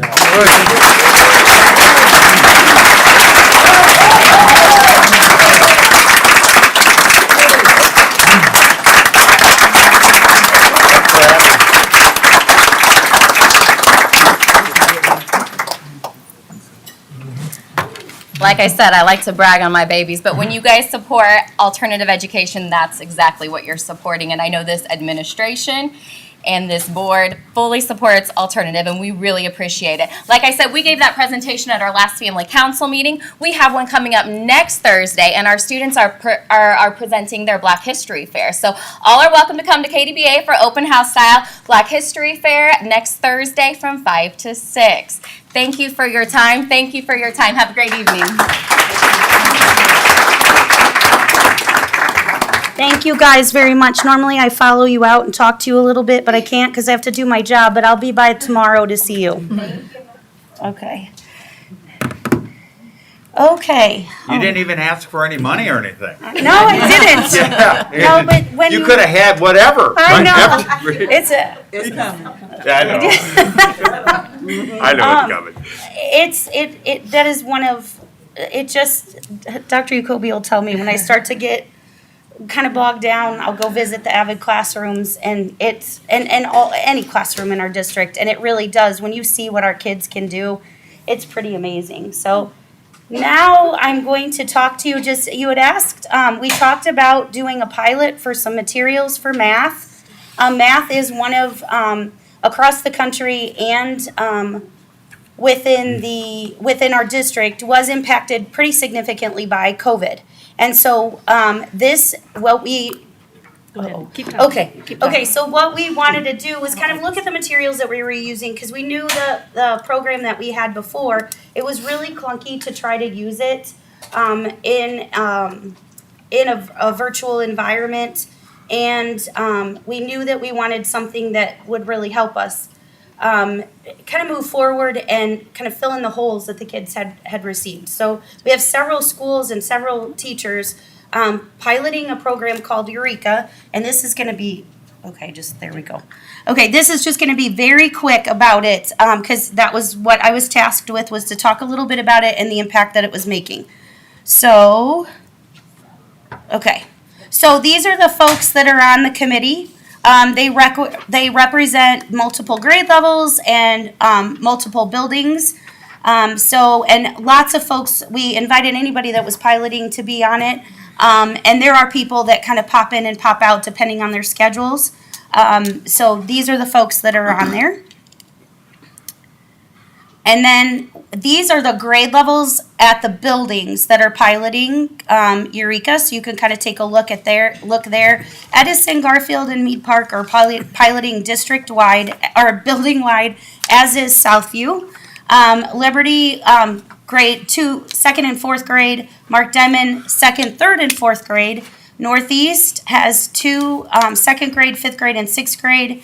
And Southwest is piloting 1 first grade classroom and the fourth grade classroom. And then, like I said, fifth and sixth at Southview. So we've got a good cross section at different buildings to really see how it impacts all those different places and the students. So how is it going? Doesn't matter what I think. We wanted to know what the teachers thought.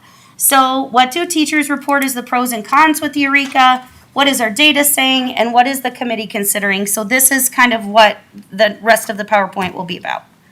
Okay, so what are teachers reporting?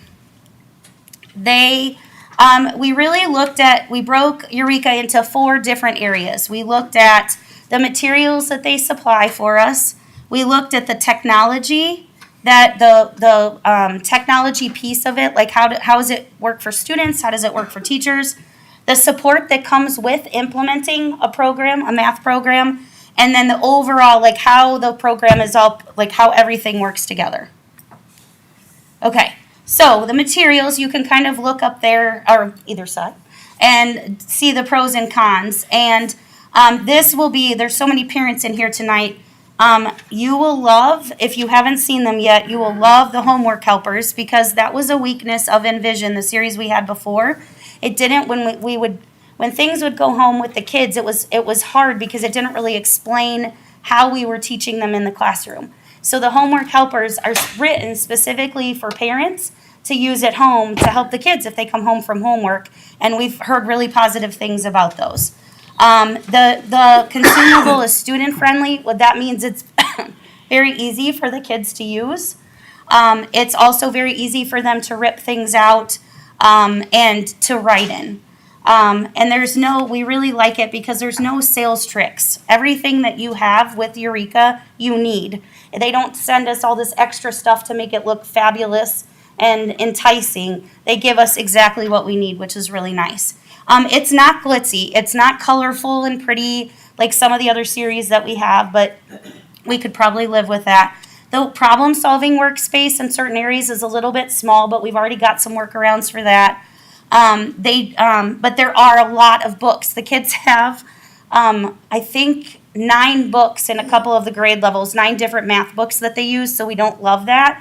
But we've kind of figured out how to work around those things too. Okay, the technology, the pros, this is one of the most powerful things, and we're just really getting a grip on it right now. And we're seeing the value of it. There's an assessment that the students take before the beginning of each unit. And that assessment tells the teacher and the students what prerequisite skills they're missing. So let's say you're teaching a second grade standard in math. It'll give the kids an assessment and it says, you know what, they really need this idea from kindergarten and this idea from first grade. And here's a way that you can teach it very concisely so then they can tackle it, because we know we're missing some of those skills, and that's been really great. They also help the teachers kind of work with small groups of students and give them all the materials that they need to do that. There are these great videos that we can use when students are absent or when teachers are absent, and they're great for parents because they teach everybody how to do the lessons. Everything's available digitally. It's a little bit clunky for students. We don't love that part, and it's especially clunky for teachers. So that is one of the cons of it. And then there's these really great problems that people like, but they don't print out. We can only do them online. So the support, so that's the professional development. This is more about what is available to the teachers and the administrators. We did a bunch of summer PD, and it was really helpful when we had a good trainer. And the trainers are typically teachers that are using the program in their own classrooms, which is really unique to this. We don't have a lot of series that do that. Typically, they're sales reps that come in and tell us how to use it. So these are actually teachers that are practicing, and they'll tell you how to use the program. And then we have a math a math person in our district. She's a data and instructional facilitator, and she's been going out and helping all of the teachers as they implement the program. The con is the PD's great, as we said, if the trainer's great, so that's a con. Some of the PD gets a little bit theoretical, and we want to kind of dive in and find out how to use it, and it is time consuming. It takes a lot of time for teachers to get used to using a new program, but they're always troopers. The program itself. The teachers are reporting that it's really clicking with the students. The students are reporting that they like it. There's a lot of really great problem solving and application of that problem solving, which is something we've missed before. There's fluency practice, so that's working with your math facts. And it really does dive a little bit deeper, so we're not just touching that surface level. We don't like how they represent the ones, tens, and hundreds. We're trying to kind of understand why they're doing it the way that they're doing it and see if maybe the way that we've normally done it might be better. And the teachers' manuals don't have copies of the student pages. So when the teachers are teaching, they're having to look at two different resources as they plan, and sometimes more. And the frustration level of the students at the beginning was really tricky because we're asking them to do third grade work or fourth grade work if they're a third or fourth grader, and they've missed some of that foundational skill because of COVID. So we're hoping that that's temporary. We suspect that it will be. And it does require the background knowledge, but as we implement it, if we move forward with it, that will also improve. Okay, so what does the data say? Okay, it's great that we tell you how we feel, but what does the data say? Are we seeing any positive reports? So a teacher that's using the program, we do something called student learning objectives, and they take a small section of what they're teaching, they give a pre-test, and then they give a post-test. And this is also part of their evaluation. And so when she gave it, when we were using Envision, the exact same test, her growth was only 41%. But now she did the exact same test using Eureka materials, and the growth on there, the students grew, 80% of the students grew, which was great. That's really good, actionable data. Okay, and FastBridge, this is a lot of our data. Basically what it's saying, it's a little bit early to tell how it's working because FastBridge looks at a school year overall, and we've only had parts of it. So we're getting some good data, and we're getting some data that's, not quite there yet, which we would anticipate. So what is the committee considering? We're going to get together in the next couple weeks, and they're sort of the committee's leaning towards the fact that we move forward with Eureka, but we haven't made that call yet. So we do want to move beyond Envision and look at something different. So we should be back with you in a month or two to kind of let you know the final decision. Okay, so as we're we'll gather, return, and we're gonna start working on, looking at supports that the teachers will need for a nice, smooth implementation. So maybe next year feels even less bumpy than as things go on. So we hope to see you in March or April to let you know kind of what our decision is about Eureka and how to move forward with it. So that's all I have. If there's any questions, I'll be happy to answer them.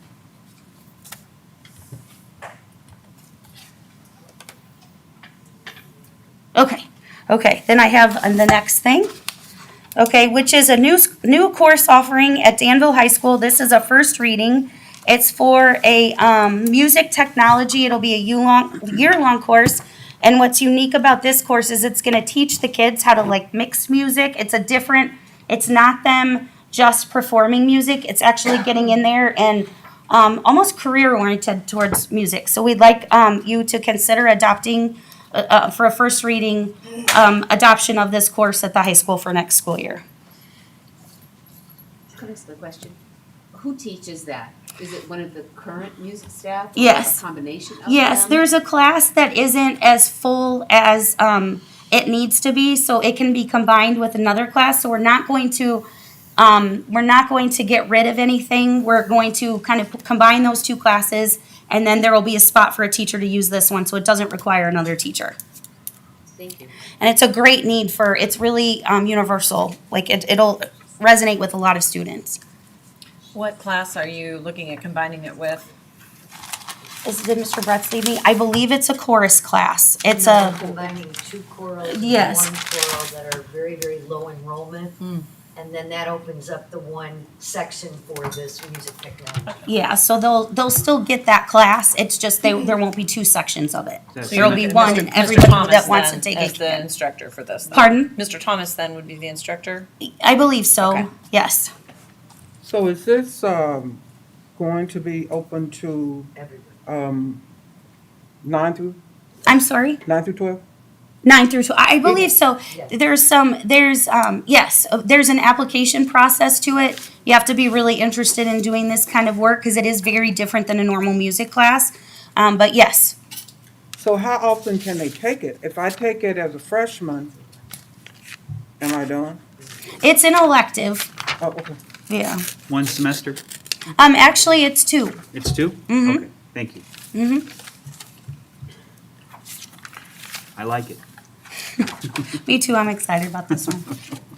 Yeah, I would hope they put more video in it. I mean, it seems audio heavy, but I would hope that they would integrate more video into that. I believe that they're making some connections with the community to be able to have these students go out and do some of those things at local areas.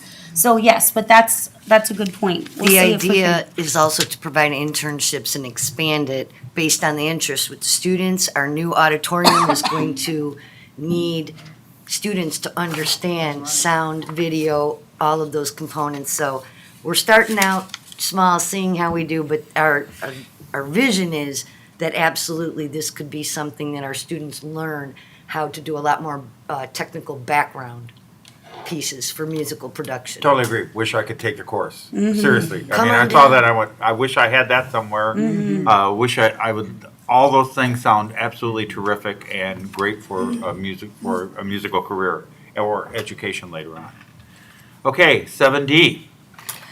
This is This is a recommendation. Remember when you said that I didn't even ask for money? Now I am. Okay, a lot. Okay, so we want to use our ESSER funds to hire a tutoring company, a virtual tutoring company.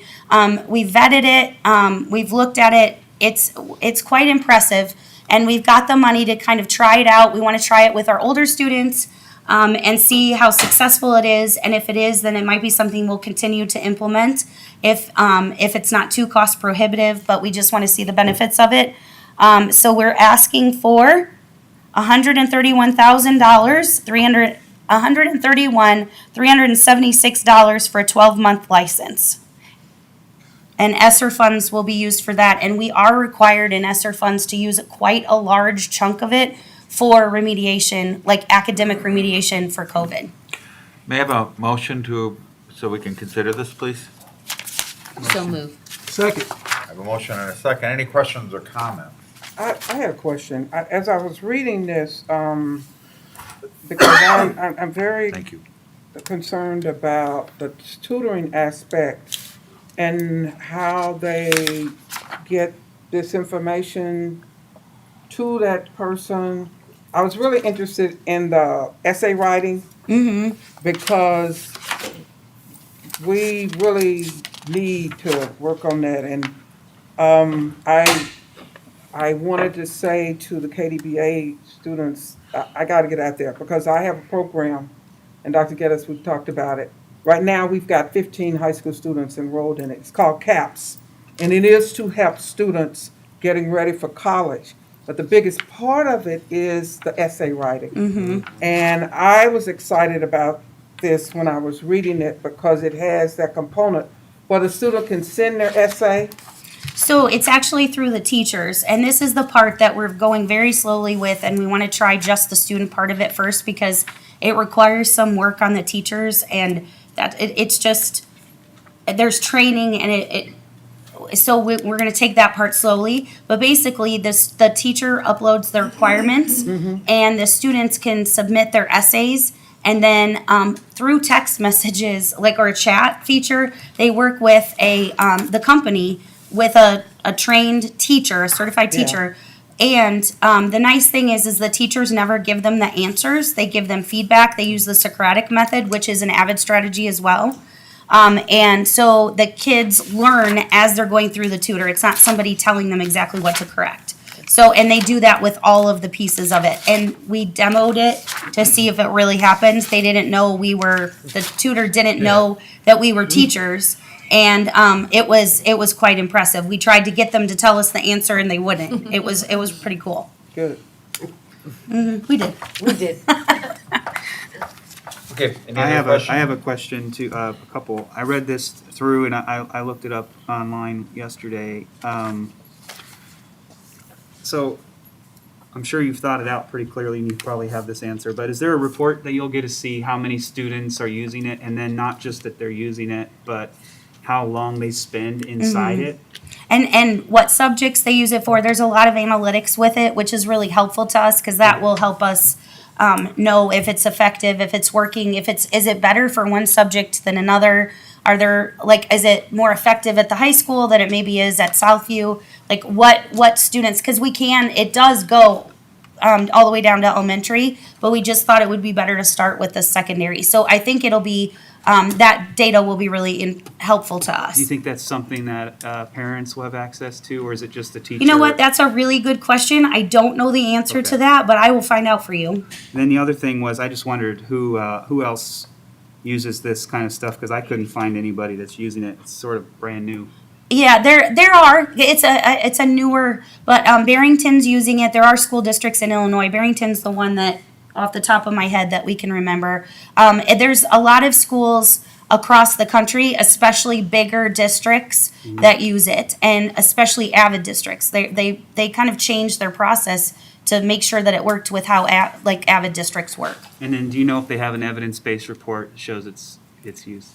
There are, that data is available. I just need to find it for you. Okay, I couldn't find it. I looked Okay. for it. A lot of times that stuff you have to talk on purpose. You have to talk to the sales reps I got it. to be able to get it. Okay. Because that way they can talk to you and make sure that you get a meeting. Okay, thank you. So that's why we're real reluctant to talk to anybody until we do our research, because we don't want to take that time unless we feel like it's going to be beneficial. Thank you very much. Any other questions? Exciting. Again, another thing I wish I had at one time, so you're wearing me out here. So we're going to have a roll call vote. The motion is to approve the paper, the contract with paper for tutoring, online tutoring, $131,376,000. Something like that.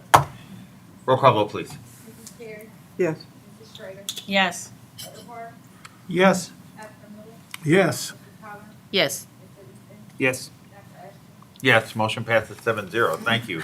And 7E. sorry, my final request for the evening. Yes, I know everyone's relieved. My final request for the evening is that we renew the dual credit agreement with Danville Area Community College that we've had in the past. This affords our kids a lot of opportunities, and I can speak as a parent that it has taken a financial load off of us as the kids have moved on to college because they've got some of their coursework already done. I can agree. Mm-hmm. It's quite helpful. May I have a motion to? So moved. Thank you, sir. Second. I have a motion and a second. Any questions or comments? How many courses do we offer dual enrollment? Ooh, that would have been something for me to kind of get it together ahead of time. I didn't. I know we've got a couple junior, senior level English. There's some CTE classes, social studies, psychology. I think psychology. There's, well, they're going over and taking it. Ms. Chair, Ms. Chair, you can help me. Mm-hmm. We're in conversations with that right now to look at adding more courses depending on where our needs will be because of the number of staff shortages that we've had, particularly in science, making sure those students are able to not only get the courses they want, for example, chemistry, but dual credit at the same time. The kids can earn a pretty good number of credits Mm-hmm. through dual Yeah. enrollment. I think Andy had a full school, like a full year done, I think, when he went. Yes. Okay, any other questions, comments? Roll call vote, please. A semester. Yes. Yes. Yes. Yes. Yes. Yes. Gladly, yes. Motion passes 7-0. Thank you very much. Thank you. Brings us to item 8. 8A, Community Agencies Partnerships. We're going to have some updates. Good evening, Board of Education. I'm Kelly Truex, Director of Educational Support Programs, and I have with me today Sharday Pascal, and she's our new Community Engagement Specialist. She will be introducing our community agencies. With ESSER money, like Mr. Easton said, he was asking about like monitoring progress. We are required to do that with any grant money. So it's my job to be sure that we are monitoring the programs that we are supporting. So today, we have a very short presentation by Laura Lee, Project Success and Community Action. These are the 3 agencies that we are partnering with right now. And they're going to just share some of their progress so far. So Sharday, if you'd like to introduce your team. Yes. Hello, my name is Sharday Pascal, and I am the Community Engagement Specialist for District 118. I am so excited for the opportunity to work with our amazing community agencies. I have seen firsthand the love and support given to our students through positive environments, encouraging mentors, and above all, the importance of working together. For molding a cohesive goal for our children and our young adults. Our main goal is to make sure that we are creating kind human beings, right, who are successful citizens of our society. And I fully agree that this team has it covered. Each agency that is presenting today will expound on what is going on in their programs behind the scenes. I am very excited for you all to hear about the work being done. I personally want to thank Lucas, Kelsey, Lauren, and Bree. They're here from Project Success. And one gem that I picked out from observing from them is they introduced yoga to the kids as an activity that they did in the beginning. And they'll explain all of that. That is so important when you're thinking of alternative ways to deal with stress as a student. So that was encouraging to me. So that's a gem from Project Success that I was super excited to see being introduced into our district. We also have Miss Odette Watson, and one gem from her project is from Community Action. Is she gives students the confidence in learning by introducing one-on-one tutoring.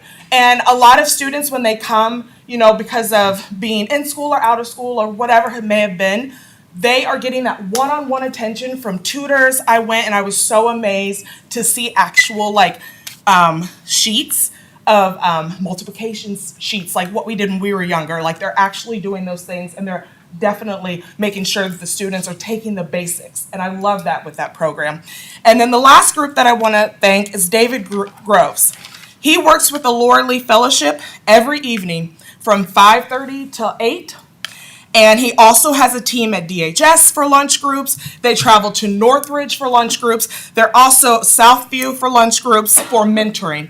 And I just want to thank him for pushing students to think outside the box with all the innovative programs that he has started for our Danville students.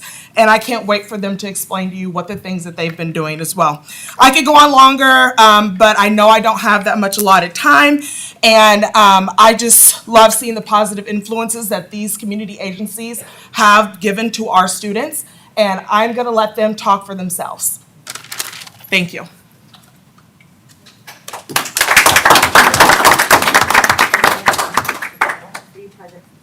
Go ahead.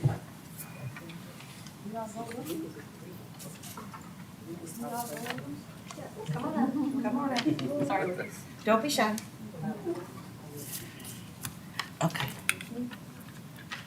Hi, everybody. My name is Lucas Seelheim. I presented to you guys as a board before. For the members that weren't here, I'm glad to meet you and thank you for all that you do. I'm not going to talk very long. I'm at the main office, so Danville. I'm going to let the Danville site coordinators, the people that are on the ground doing the work and doing the great things after school that we do, talk to you guys. And most importantly, we've got a couple students and site coordinators here to inform you about the great things that we do at Project Success along with the other community agencies. So thank you so much, and I'm going to let Brianna go first.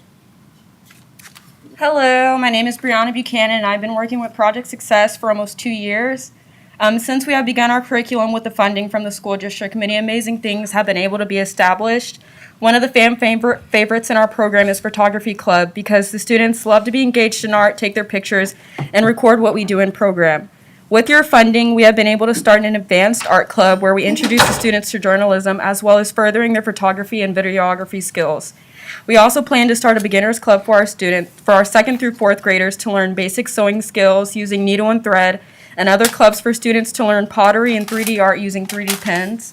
I want to thank you personally for investing in our program, because not only are we allowed more opportunities and access to improve our curriculums, but our numbers have also begun to increase rapidly, providing a safe space and enriching program for families who need it. Lastly, we currently have 8 high school staff members who work at our program or work at Central Christian Church. 2 of the high schoolers are from Bismarck, and we have 6 from Danville High School. I think that having younger staff members encourages the children to be more engaged during program and gives them mentors to look up to. Having high schoolers at Project Success also has been very beneficial to me, because it also adds additional hands to make our program run smoother. So I just want to thank you guys for funding us and giving us all the amazing opportunities that we have. And then I also have some thank you cards that our students made. I don't know who to give it to, but if you guys would like that, there you go. Yep. I hope there's enough for everyone. I don't know. Some of them were struggling, so I just got the best ones. So thank you again, guys. Good job. And then I'm gonna start. She's one of our high school students that works with us, so she's gonna talk now. Hi, my name is Janasia Hightower, and I've been working for Project Success since late August. I really enjoy working here. I absolutely love the work environment. Everyone is very positive and help you out if you're ever in need. Another thing I enjoy about working for Project Success is always something for the kids to do, like all of our different clubs: cooking club, art club, gaming club, and photography club.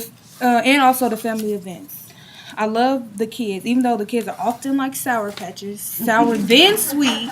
They are truly the highlight of my day. I could be having a very bad day, and I get around the kids in my class, and they'll just turn my whole day around. Working for Project Success has helped me get ready for my career field in social work. I feel like working here with children and from all different backgrounds and everything is a great way to prepare me for my career path.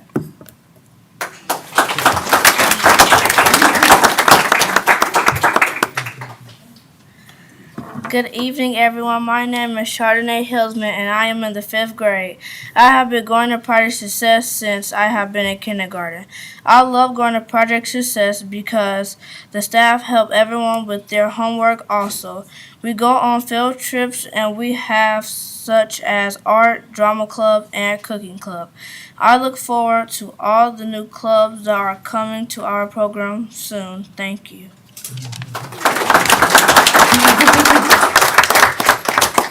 Hello, everyone. I'm Kelsey Coleman. I'm the site coordinator for Southview. I've been there for 4 years. In those 4 years, I've seen a lot of growth, victories, and challenges. Our biggest challenge was maintaining attendance due to the lack of transportation home. Since you guys have provided busing for us in January, our attendance has increased as well as our enrollment. From September to January, our enrollment increased from 10 students to 48. Currently, we have 38 students utilizing the busing, and the list grows daily. I just got 5 more papers today. So personally, I want to thank you for helping me reach my goal and partnering with us to serve all of our children. We also are in the process of implementing an entrepreneurship program, which is something that I've been wanting to do for years. I wrote 3 books, so I kind of want to help them find their gifts and talents. So we're going to go to different businesses and make connections, and they gain knowledge on what they like to do with trades. Our first trip is March 2nd, and we're going to go to Wagner Machine Company in Champaign. They'll get to see how everything works.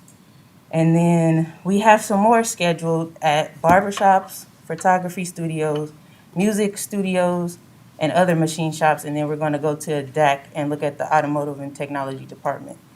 A few of us are getting together to get future partnerships for the summer also. So we just want to thank you for helping us, and we appreciate you. You know what? I'm gonna challenge you to partner with our Vermilion County businesses. And in fact, we have the president of the Vermilion Advantage, Miss Linda, Darby Dowers right here. Okay. She's gonna give you her card so that we can get you into our businesses. We definitely want to Yep, do right here. Vermilion Thank County, you, Linda, but for handing her that card. that would be great. Tony Town. This Tony Town. Is she still here? She's around there somewhere. She Yeah, has a we'll get her business here. too. Right. We're gonna make sure you have all those cards Yeah. of those businesses so that our students Bring can them tour to- those businesses and keep that money right here. I and appreciate that for talent sure. right here. Thank you. Great Thank job.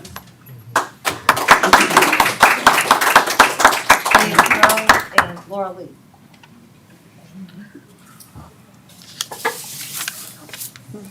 I know. And then she went to Chancellor. We gotta move quickly. Good evening, everyone.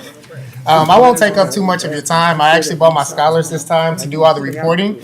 First and foremost, I just wanted to say thank you to Dr. Geddes, Kelly Truex, Sade Pascal, and the entire board for welcoming us. This is our 3rd time here talking, and I'm pretty sure we'll be here more often. But I'm just excited to report of all the growth, of all the progress we've seen, but most of all the personal development we've seen. We started the year off having a set structure of wanting kids to come in at a certain GPA, but we developed a model to meet them exactly where they are and to grow from there. Since then, we've been able to see students who have came in with low GPAs go up more and more. The best part about it, though, that makes me excited is I've been able to see students hold each other accountable, not only in the classroom, but also in the hallways, but out the Laura Lee. So every time they think they're about to get in trouble or do something, they always correct each other and go from there, which makes my job easier and my staff as well. Just one report before I get started. Since last time we were here, we have added on 5 more staff members. We've added on, of course, Southview Middle School, Southview Upper Elementary School, Northridge Middle School, and then we're starting to partner with Mark Denman, which I'm so excited about. We have so many good things in plan, but like I said, I've talked enough at these meetings. I'm going to let my scholars talk to you all. And once again, thank you so much, everyone. I was supposed to introduce them. First, we'll have Nevaeh Jones. She'll come up and present. Then we have Lene Ward. Then we'll have Martez Rhodes and LaRon Hoskins. All have executive board. And I'm proud to say that all of them, after I thought about it, they're all involved in at least 3 organizations at the high school. So I'm going to have them come up here and share their stories and everything from there. I'm Nevaeh Jones, and I'm a junior at DHS. We are proud to state that none of the high school members within the group have failed any core classes for the fall semester. Right. Looking at grades from the spring semester to now, 84% of the scholars' grades have increased all around. We had students admit that remote learning was a drag, which Personally, yes, it was. And they knew that this year would be a challenge. We hosted a lot of mental check-ins and personal development within the group. Although the grades were not as high as many wanted, the fact that we passed all core classes and held each other accountable is the best part. Not to mention our Ubuntu eligibility policy, which marks you ineligible for trips and outside of group activities if you currently have even one F. We have noticed a gap in core classes in preparation with our 7th grade group that we are planning to work to improve going forward.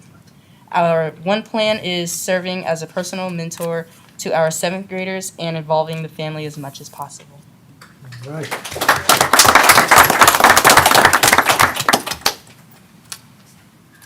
Hi everybody, I am Lene. I am the secretary of the group and I am a senior at Danville High School. We have had a lot of participation in our group. Participation from the group has helped build the resumes of the scholars within the group and help increase the participation of other schools wide and community organizations. 18 out of 20 of our middle school scholars who come to our after school program regularly are now involved at least one other club or sport outside of Ubuntu, and 34 out of 40 high school scholars that attend the after-school program are regularly involved in at least one other club and sport, and out of those 34, I am one. I go to school, and then I go to track practice, and then I go to group, which can be a struggle sometimes. So all of our scholars are required to participate in the events that we host, no matter if it's decorating before the event starts or cleaning up afterwards. So the most recent events that we have had was our second fashion show, open mic night, and other different small events that we have hosted. And we will also perform 4 times at the Black Heritage Month Assembly at both high school and Northridge Middle School. All right.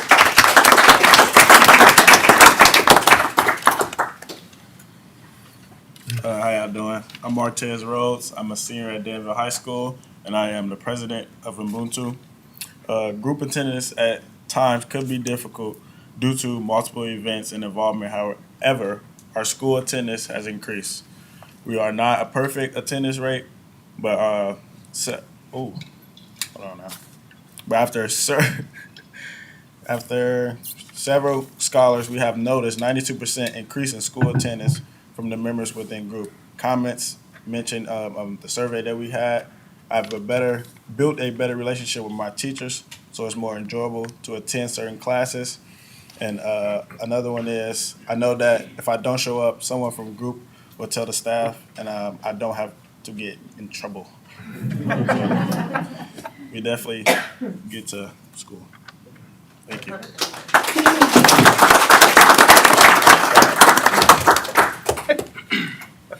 Hey everybody, my name is LaRon Hoskins. I am a freshman at Danville High School. I am one of the scholars of the Ubuntu group. And I wanted to talk about behavior. The behavior within the group has been a challenge. However, a reminder to hold each other accountable. Ubuntu would stand for I am because we are created a structure of peer support and discipline. For example, scholars know there are certain actions such as fighting that results into immediate removal from the group. I have seen firsthand my peers in the hallway stop one another from engaging in argument to avoid being removed from the group. From survey, 82% of the scholars feel as if their behavior and discipline has grown since last year. And me personally, coming from Kennedy Bailey Academy in 8th grade, I think my behavior grew. My behavior is way better than last year because getting rolled up, detentions, referrals, kicked out of school. I think I'm doing much better now. Good.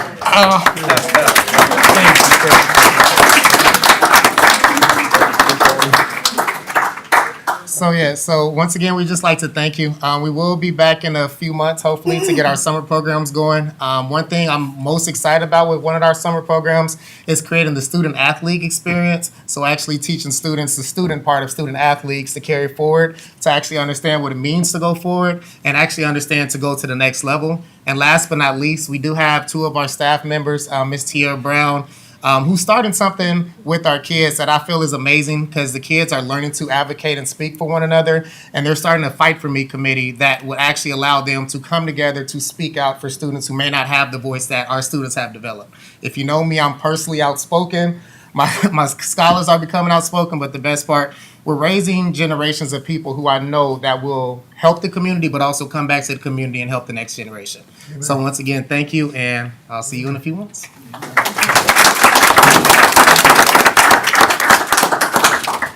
Good evening, Dr. Geddes and school board members. Leave it up to the geek, the data geek, to not have any kids here, but just to talk about what's happening. And unfortunately, that's me, so I have a really quick PowerPoint to give you a snapshot of what's happening at East Central Illinois Community Action Agency. If you look at page 1 on the slide, you could see that we have 13 children enrolled in our program, and we are working on increasing that number. 38% of our children are Hispanic, 62 African American. We have 5 tutors, and then on that PowerPoint, you can see the grades of the children that we're serving. We talk to the parents daily. Our model is that the parents drop off the children. We would like for the buses to provide that, but we found a very serious strength that we're able to work with the kids and give the parents daily updates. This is what we've worked on. This is what we found. These are the pockets that we have discovered, and we work with those pockets. These are actual photos in my presentation of my babies.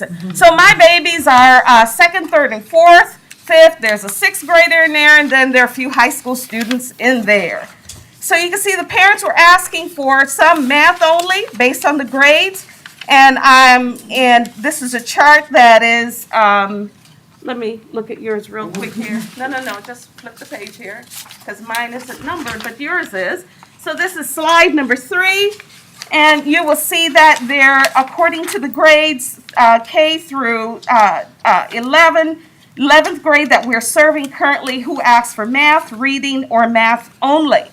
We have discovered some common pockets among the children that we're serving. We're finding with the younger grades that they're progressing in division and in fractions, but they don't have their multiplication math facts together. And we find that to be a difficulty for them, and sometimes for some, it's kind of hard to focus when you don't understand how to move forward. So we're kind of digging into that, and what we do is pre-test them, and then we progressively test them to see how they're improving. So if you look at, I should have numbered these slides, but yours are numbered. Why don't I do this real quick? That's fine. All right, so if you look at slide number 5 on page 3, you can see with our 3rd and 4th graders, we had an average pre-score of math facts. The average outcome was 28.5 correct answers out of 48. As of yesterday, our average scores were 45 to 48 correct out of 48 math facts. That's awesome. So I consider that to be awesome, and that I'm able to measure them as we go along. And we let the parents know, and we only gave 1 day off from study, and that was for the Super Bowl. Okay? So for the high school students, we have some high school students that also have these pockets. And we were working with a 6th grade student that when we got her 4 correct out of 48, and as of yesterday, she's getting on an average 40 out of 48 correct. So we're seeing a gradual growth. So in our model, the parents bring the children, and when they leave, each of the tutors sit down with the parent and say, this is what we went over, this is what we need you to practice, and this is what, we just reinforce as we go along. We build our confidence. This is the best set of kids that I've worked with. And I'm looking forward to serving more. We're having issues with phonics, too, with our babies. So we are having to kind of get the homework done, but then we have to return and say, okay, let's talk about the sounds of the letters. Let's talk about what these prefixes mean and the suffixes mean. So I've given you, on page 8, you will see our slide that says how to enroll your children. We would like to get more. We believe transportation will double our numbers. However, it'll take away the parent element out of there that we find to be incredibly important. We need to partnership with the parents to get that buy-in and for them to understand the importance of their gain. So that's East Central Illinois Community Action Agency. Thank you very much.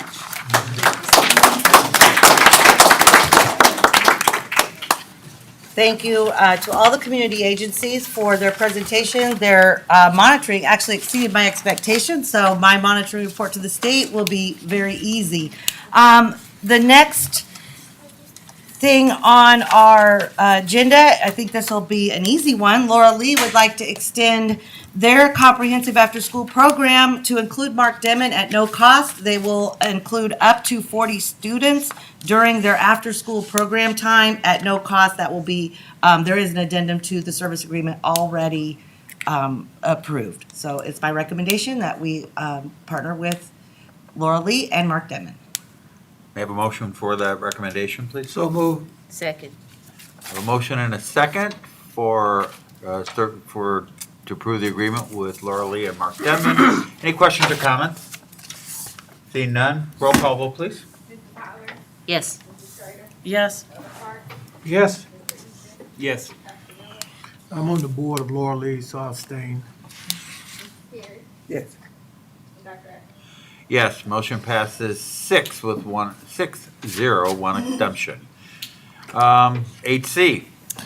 And the next recommendation that I am asking for is another community agency that has reached out to us and would like to partner with a mentoring program.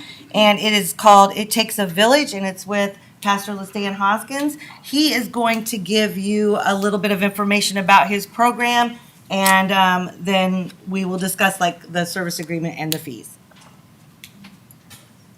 Good evening, board. Good evening, Dr. Geddes. Thank you for this opportunity to be here. Before I talk to you about a little bit about our mentorship, I just want to share a couple thoughts. So what I've witnessed here, I've noticed that there's been a common theme with community here. I keep hearing the word, we're a community, we're a community.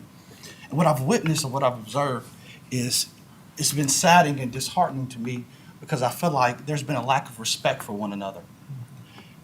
How can we love our community but not love one another? Because we live in a community. And I think it's important for us to disagree with each other, but to do it with respect. And in our school system, we see that a lot of kids have trouble and they have problems. But when I look here today and what I witnessed today, it's no reason why, it's evident of why they have problems, because it's the adults. I believe that adults have to lead by example. And I believe what I've witnessed earlier today, that's not how we are Danville citizens. We shouldn't lead like that. We ought to lead by our example. We ought to be kind to one another. And even if we agree to disagree, I still am going to treat you with respect. And so I just ask that everyone here in the board to respect one another. If you don't agree with you, that's okay. But I don't have to denigrate you. I don't have to disrespect you. I don't have to call you names. But I can say, hey, I respectfully disagree. So I just wanted to share that because this is my first time being at a board meeting, and to see that, I'm disheartened, and it's sad. And so I just hope that we can do better as a community, and I hope that we can do better as a board to move forward. So now, I'm going to talk about our mentoring program on a more lighter note. So I decided to start It Takes a Village mentorship because I saw a need in the community. I grew up in a single-parent home, and my father was absent. And so I needed guidance, I needed encouragement, I needed support. And when I went to school, I had mentors such as Pastor Thomas Miller to give me guidance, to give me support, and to give me direction.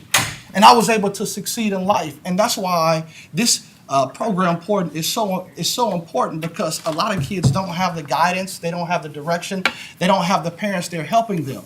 And so what we want to do in our mentoring program is we want to go inside the schools once a week for about an hour a week, and we want to meet with students, and we have evidence-based curriculum, which is the SPARK curriculum. I don't know if you have that, but we have SPARK curriculum, which is evidence-based, and they would go in there and they would go over the curriculum, but they also would be a source of support for the students. And so we would correspond with the teachers to find an acceptable time where we could meet with the students. There's a pre-assessment, there's a post-assessment so that we can keep track of the students' progress. And so I just really believe that this will impact the students, because if you want evidence, you can look at myself. I'm evidence that somebody took the time to give me guidance, to give me direction, and now I'm standing here today. And that's what I want to do for other students in our community. I saw a need, and I said, why not fill in this need and create a mentoring program? So this is what we would do as a mentoring program. All right. Is there any questions? No. Okay. Well, thank you for your time. Thank you.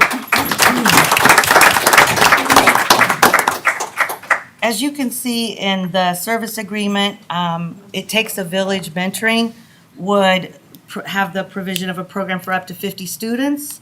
It's about $87 per week per student. Mentors would be available up to 2 hours per day. And they will be working with Mark Denman and Mead Park and Edison. Do you have any questions about this program? The pricing structure is the same as all of our other. Everything is the same as the other service agreements that we have with the community agencies. I think you can agree after seeing the presentations tonight with the community agencies, they are really making a difference. I'm super impressed with what they're doing, and they've done everything we've asked them to do, really over and above, because they've provided us with the data, they've provided us with attendance, and they're bringing the kids along to share their experiences. So this is It Takes a Village Mentoring Program, and I would ask that you approve that we partner with them. Yes. And it's funded by, did I miss it? Oh, it's funded by ESSER funds. ESSER. Yes, and that is something with ESSER, the two things I'm really the most proud of would be the community agencies and the Grow Your Own program. Those two things are what, and a lot of things, Mary Ellen's doing a lot of things in the facilities, but those are two things that are out of the box that the state has actually recognized us for. So the recommendation is, do we enter agreement with It Takes a Village for a mentoring program? Yes, May I have with a motion for that, ESSER please? funds. So moved. Second. I have a motion and a second. Now, any questions or comments? The more the merrier, and it sounds great. Okay, so I mean, really, if our students avail themselves to all these opportunities, we should have hundreds of successful students returning back to District 118 to be able to teach and work in our district and support our community. That is the hope and goal.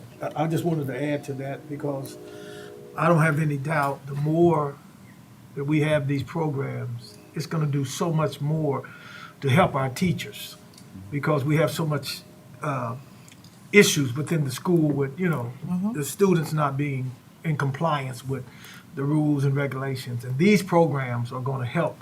As we noticed, they have some nice numbers, but we have thousands of more students that need support and help. And so again, the more the merrier, as Doc has said.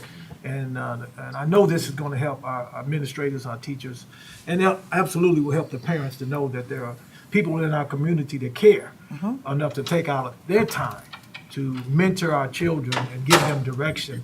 Because if we don't take the time, then the gangs are going to take them in the jails, and then we're going to end up in the cemeteries. And so, again, I'm just glad that we have these programs that we're offering and that our district is able to support it. Well, I'm thrilled too. This was Dr. Geddes' idea. She, sent a lot of people to me, and it took a while to get it going, but the results are just very, very positive. Yes. And so, and plus I love the fact that we're working with the community, and now we have Sharday Pascal, who is, our community engagement specialist, and she's out there too, and she's helping me with monitoring this because it is a very big job to monitor all these agencies and make sure that we are providing the state the things that we are required to do when using ESSER funds. Okay, so the motion is for an agreement with It Takes a Village with similar funding to the other agencies. Roll call vote, please. Yes. Yes. Yes. Yes. Yes. Yes. Yes, motion passes 7-0. Thank you very much. 8D, Fine Arts. I have one last thing, and I have Mr. Owens and Mr. Klett. We would like to recommend the approval of a week-long fine arts summer camp for up to 230 students during the summer of 2022. This camp will offer a fine arts experience for students kindergarten through 6th grade, be held at Northridge, And there's just various arts in various media, and be encouraged to continue the pursuing the arts after or until the conclusion of high school. So Mr. Owens is going to come up and he has a really quick presentation for you, and this will also be used with ESSER funds. It will be funded through ESSER funds. Before I get started, would anybody like a paper packet? I can pass those out for you. Perfect, I'll just pass it around.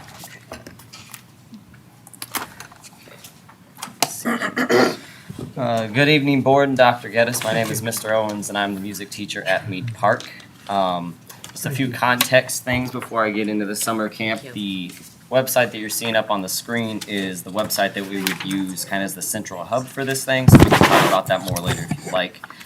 And I just want to give you a little background from where this idea came from. So I had the honor of teaching music at Mead Park Summer School last summer. Wonderful opportunity, and the kids really liked it. But there was a part of me, as I went home every day, you know, I go down around the east end of town where all my kids live, and I'm always, you know, like trying to see what they're doing and all that.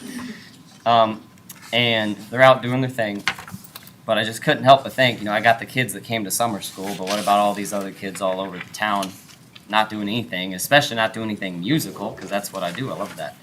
So I took my idea to Mr. Klett, and he helped me grow it into this giant Danville Fine Arts Summer Camp kind of all-encompassing thing. So I'm going to go ahead and pull up the actual presentation. So just some key details about it. The key date is July 11th through the 15th. That is, I believe, the week before Northeast would go back and we'd start our school year over and over again. The idea is to offer art, drama, and music in a week-long summer camp setting for kids K through 6 up to 230 students maximum. So that gives every single kid, and this is not a reality right now, but that gives every single kid art for that week. It gives them drama, it gives them something musical, and then it also gives them a social, emotional learning lesson of some sort, because all these fine arts things, that's what we do, group bonding activities together. We also get to feed the students breakfast and lunch, and then we get to incorporate community members at the beginning, because I want to think about it more like an actual summer camp and not school. So the beginning of the day would be I'm forgetting the word, just kind of like a big group bonding, bring in somebody from outside, kind of big powwow at the beginning. And then we give opportunities to students who would otherwise miss out on this. So like, I'm always all about my students trying to do all the opportunities I can. I would love to see them have something like this too. Scope and vision is kind of the same slide. The theme this year is more to life, and listen to Mr. Hoskins and everything going on. I just want our kids to see that there's more to life. We can celebrate the arts and the music and all that stuff together, and I think this is a great way to do that. So I'm going to go ahead and turn it over to Mr. Klett, who's going to talk about some of the administrative stuff of this camp. Good evening, board. Good evening, Dr. Geddes. My name is Brian Klett. I am the band teacher at Northridge Middle School. I also teach the jazz band at the high school also. So just kind of give you a sample day. Again, we're really focusing on kids K through 6. But if you look up here, this is just a sample day for the first grade. So students will arrive and eat breakfast. Then the whole point after that is doing an open ceremony. We're inviting a guest artist to come in each day and to show their art to the kids. So one day we may have an artist come in and do a painting for them. And I already have contacted Christian Cunningham has agreed to come in and be one of our vocalists. And we're still working on the other people. But each day they'll come in and have a different person do this. Then they'll move into their respective different groups. They're going to actually rotate during the day. So if they were first graders, they're going to go to art first and do art projects with the art teacher. Then move into music movement. We call it movement, but it is going to be based on music. And then, of course, we wanted to feed them while they were there. And then they'll have their SEL, which is their social emotional learning classes. And then we're going to bring everyone back together to do a closing ceremony. So that's basically a sample day of what each of the kids will do. And of course, each grade has different rotation. So they're not all going to be sharing the same time each class. I think we based it on, I think, we say 30 kids per level. So each grade will have about 30 students until you get into the 5th and 6th grade, and they'll be able to have more for band, orchestra, drama, and choir. So, do we have any more? What did you hit down? So there is a online registration that we have attached to this. We'll also have posters made up with what do they call those, QR codes, that they can just use the phone to register. We also will have paper registrations for that. We are going to allocate each school just a certain number of spots depending on their enrollment. We want to make sure that every school got represented in this and not just one school. And if we don't fill some of these spots from some of the schools, some of the other, then we'll open up the spots almost like a lottery system to fill in the spots until we get to our maximum 230 students. So there, we will have, of course, this website, and we also are finishing up our brochures that we can actually hand out to students and parents and things like that. There's a lot more, but do you have any questions for me or Adam? I had a question. Yes. I didn't see in there anywhere about how the kids get there. And that's a big issue for, if we're looking across the board, including all kids. So part of the grant is going to cover transportation there and back. I have put transportation, a big chunk of money into transportation for summer school, pre-K, after-school programs, these kind of programs. Okay. That's why we've jumped up we've had the transportation out for Project Success and Laura Lee and all the different agencies.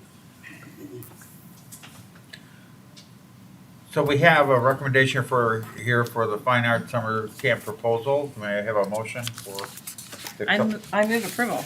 Thank you. Second. At 2 seconds, which is always very. Yeah, and a third. I'll be the fourth. I'm a fourth. So we have a motion and a second for the Fine Arts Summer proposal, summer camp proposal. Any questions or comments now? I just wondered if you had 400 apply, what would you do? Well, right now we can, Northridge only handles 230 Okay. students. The goal is, if this goes great, then maybe we may start offering next year, the following years, 2 weeks or possibly a morning and an afternoon session. I mean, I think it's gonna fill up, so. This is free to our students, Yes. everybody. It's very good, so thank you, very good And proposal. then the goal is to also expand it to older, to the middle school and high school students also. But Yeah. thought we'd start here to begin with, see how it goes, and then we'll move it from there. Thank you. Great, and knowing you guys as I do, I don't need to make any recommendations because I know you're thinking already past into the next decade, so I won't even try. I just helped them with the budget. They did everything else. Yeah, they're amazing. So, okay, this is for the Fine Arts Summer Camp proposal. Roll call vote, please. Yes. Yes. Yes. Yes. Yes. Yes. Yes, motion passes 7-0. Thank you. Thank you for your time. I know we took a long time, but I'm glad you got to see what's going on with our community agency. Thank you. It was quite educational and a good thing. Okay, number 9, business and finance. Recommendation to accept our audit. Good evening, Dr. Geddes, Board. I am Narcissus Rankin, Director of Business and Finance. This evening, I am recommending that you guys accept the FY 2021 audit as presented by Ms. Hope Wheeler with Clifton, Larson, and Allen at the January 19th, 2022 board meeting. Okay, I have a recommendation to accept the audit. Do I have a motion to do so? So moved. Second. I have a motion and a second. Any comments or questions before we do that and vote on this? Okay, seeing none.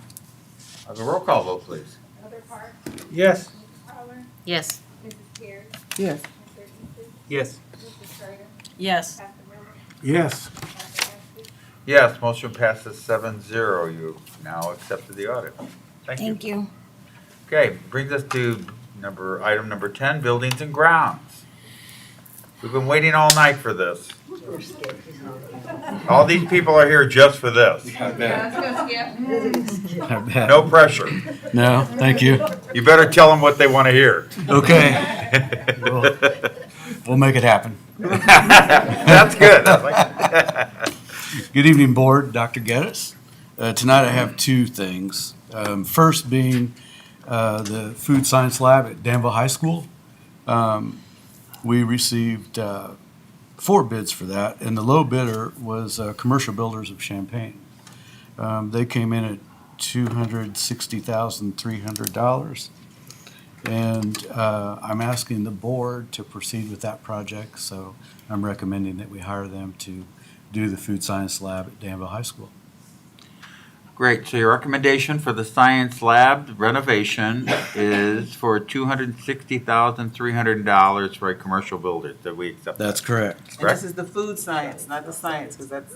Oh, correct. It's food. I'm sorry. Food Science It Lab. is food. I apologize. I just had a 3-hour meeting about the 72 edition science labs today, so I still have that in my mind. Which is going to be a wonderful thing, but we'll talk about that in a second if I get a motion so we may discuss this. So moved. Thank you. Second. And I have a motion and a second for the Food Science Lab recommendation. Any questions or comments? Oh, come Not on. gonna say it. This is, yeah, we've been waiting for this a long time. What does he want to say? I'm not gonna say. Local? Well, here's the thing. And just to be brief on that, you know, they're a Champagne company, but they will use local because it's out of the Carpenters local mostly. And they'll use the mechanicals will be local because it's usually how it works. Thank you. I know you're always looking out for that. Thank I you. am. I appreciate Okay, that. so the recommendation is for the DHS Food Science Lab renovation to accept the bid from commercial builders for $260,300. Yes. Roll call vote, please. Yes. Yes. Yes. Yes. Yes. Yes. Yes, motion passes 7-0. You have more. I do. Second thing, I'll give you a brief description because I'm sure everyone's tired and they don't want to hear me. But I'll go through them briefly on what's taking place on part of the stuff that we're doing this summer. So, of course, the Food Science Lab, we were out to bid and we opened that bid. We also have the Canon demo on there. Southview, the new HVAC systems. We will be having a bid opening on that on the 1st of March. Danville High School, Edison Tuck Pointing, will be opening the bid on that in the same time, 1st of March. I'm not going to read everything that's ahead of it, like the pre-bid, the construction needs, different things like that. I'm just going to skip to the bid dates. The 72 3-edition remodel, right now we're kind of in schematic design. Have met a couple different times, did meet today with art, science, biology, teachers at Danville High School. So we have a lot of ideas on what to do there. So we'll have to do some more on design development. Then the construction documents will come out. Then we'll go out to bid, tentatively sometime in the spring. It'll probably be in May. It just depends. The KDBA project's coming along nicely. We'll probably be out to bid the fall of this year, 2022. Hopefully it'll be complete by 2024 school year. Northeast editions, pretty much the same thing. Going out to bid this fall. Hopefully have it complete by 2024 school year. Sorry about that. DHS auditorium. We're probably going to go out to bid in the spring, and that's for the carpet, window draperies, either new or refurnishing the seating, and hopefully that'll be done by 2022. The DHS installation of a wall in the shop, what that basically is in between the weld shop and auto shop, The weld shop's kind of expanded, so we need to make a little more space for them. Plus, there's a ventilation issue there that we need to address this summer as well. And that will be done by the end of the summer. Danville High School football concrete bleacher replacement, met with the structural engineer today. That goes out to bid this summer and should be complete start of the school year 2023. Resurfacing the all-weather truck that we have in the practice field, that's going to go out to bid this spring. Hopefully I'll have that completed by 2022. The DHS install artificial turf on football field, going out to bid 2022, hopefully be done by the start of school year 2023. Mark Denman, HVAC upgrades, we're going out to bid already. And, oh, that's Mark Denman, sorry, I'm getting confused. Northridge and Mark Denman, I'm going out to bid in fall of 22, hopefully have it complete by 23. Liberty HVAC rooftop units, there's 3 of them there, they're really large, already went out for bid for that. The bids came in really well, as you guys know, because it's already been through board. Hopefully have that completed by September of 2022. The other thing I want to give you an update on is and some people know about it, some people don't, the Danville High School Health Clinic. I submitted a drawing to the architect, they tweaked it, sent it back. Then I was able to get the final drawing on that January 14th. So I submitted everything to the Regional Office of Education to obtain the building permit. And so what's been done so far is I've had the area demoed. I had it demoed a week before I submitted that stuff in preparation of abatement that I knew that was going to be needed in that basement area.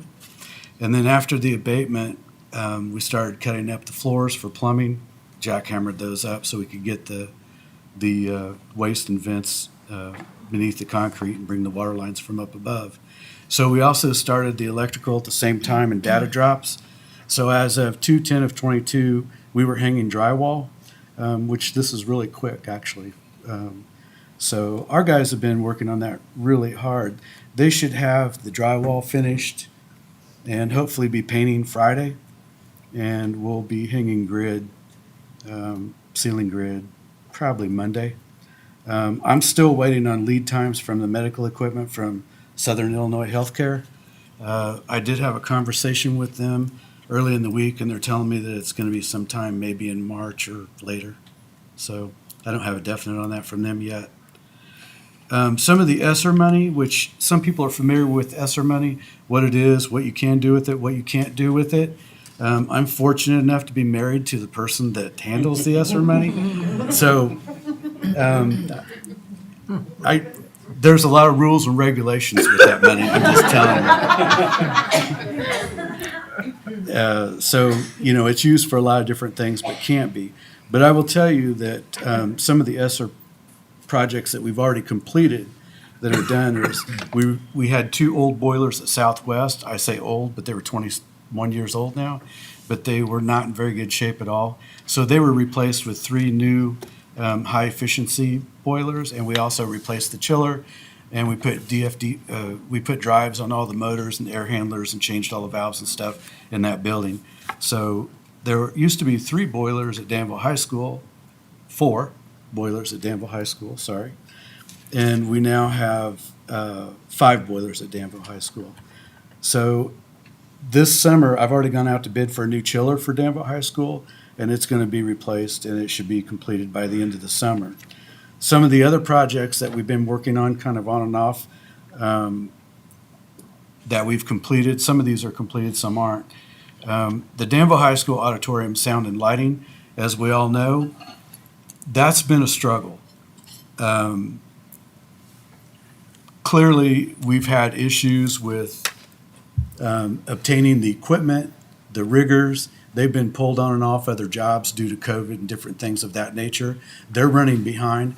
Conversation with them last week is they pretty much guaranteed that they would be here at the beginning of next week. So a lot of things were waiting on the riggers to show up so that they could get the steel structures and stuff in for the flies and things like that have to do with the entire project.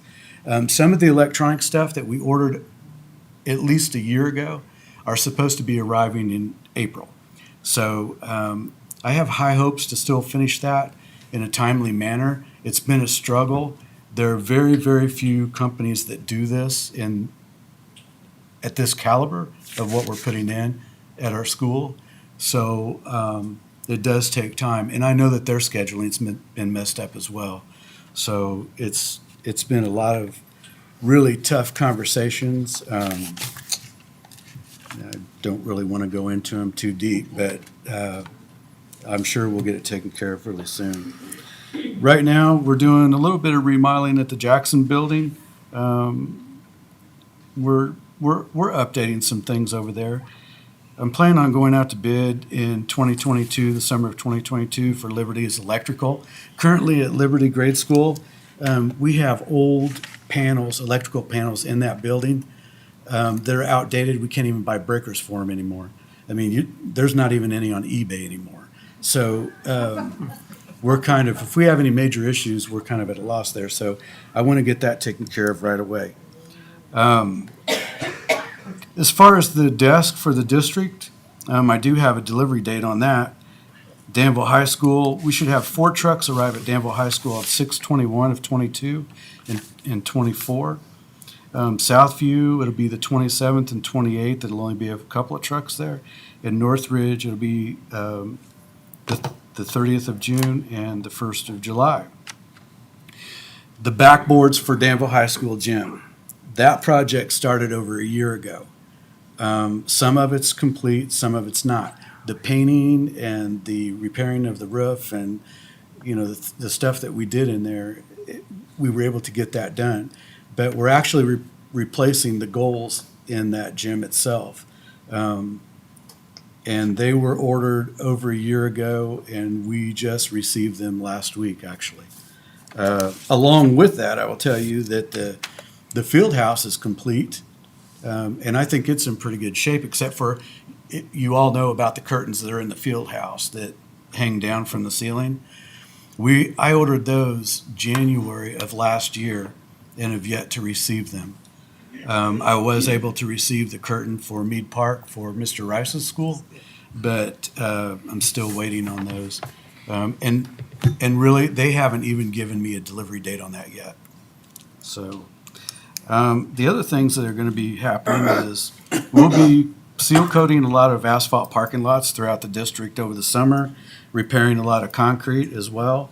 I'm going to have to meet with Miss Tracy. There's some ideas about the staff lounge at Danville High School. There's some issues with the roof at Southview where the cafetorium ties into the hallway, and we have a lot of work that has to be done there. I know Miss Prunker's really familiar with that. It leaks continuously, and we're going to address that this summer. I am, John. We did get the new boiler put in for the pool so that the water's warm for the students to swim.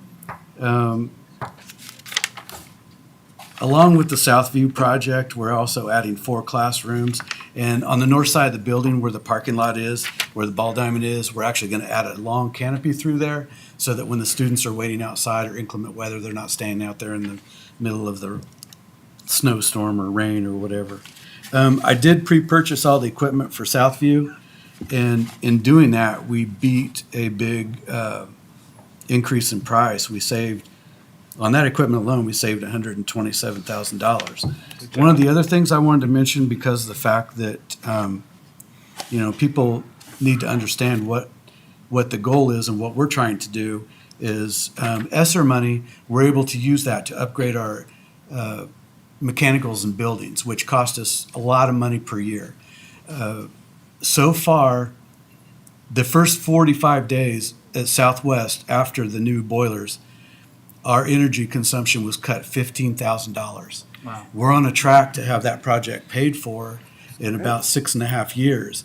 But the nice part about that is ESSER money paid for the project itself. It's not really our funds here at the district, it's actually ESSER funds. So in doing that, throughout the district in several schools, trying to trying to replace a lot of the mechanical equipment so that long range down the road, we cut all of our utility costs, which then will put more money back into the district, and then we'll have more money for other projects and different things that need to be done. And in doing that, on the backside of it, the Ameren incentives, which we actually get a check back to us, for Southwest alone, the incentive that we gained on that return was $103,861.03. And Danville High School replacing the boilers and chiller, we're looking at $112,668.21. So it's about $216,000. That money actually comes back to us, and it's not some kind of discount or anything. It's an actual check that we put into our bank. So, does anybody have any questions? Thank you. Lots of congratulations. That is There's a lot of other huge. things going on. I mean, we just have small projects and repairs and stuff that break all the time that we're working on. But we have a really good group of guys. Mike's one of them, sitting in the front row. He's one of our stars at Northeast. But we have we have good crews. Our guys are really kicking it down there on that health center, I'm telling you. From start to finish, they're doing a really fine job. So I can't say enough good about all of them, even through COVID, so. I'd just like Any to say questions? thank you. Thank you. And to your team, because when you start looking around and we start talking about buildings, all of us have to take care of our homes, and we know things fall apart all the time. And when you have this many buildings and this many people going in and out of buildings, and it's not a short order, so thank you. Yeah, thank you. Thank you, guys.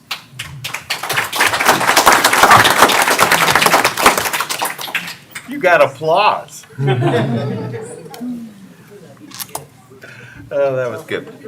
Okay, that brings us to item number 11, which is a request by our board members to have a discussion and a motion on the mask requirements.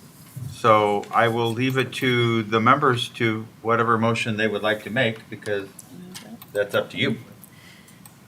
Okay, Mr. President, I will move that this board rescind any mask requirement for our students. And we would like to reserve the right to separately move to rescind that for our teachers. I'd like to handle those two separately. So you're going to split this into two different motions? Yes, please. One is to remove mask requirements for students. And then you'll make another motion to remove mask requirements for teachers. Yeah, anyone under the MOA.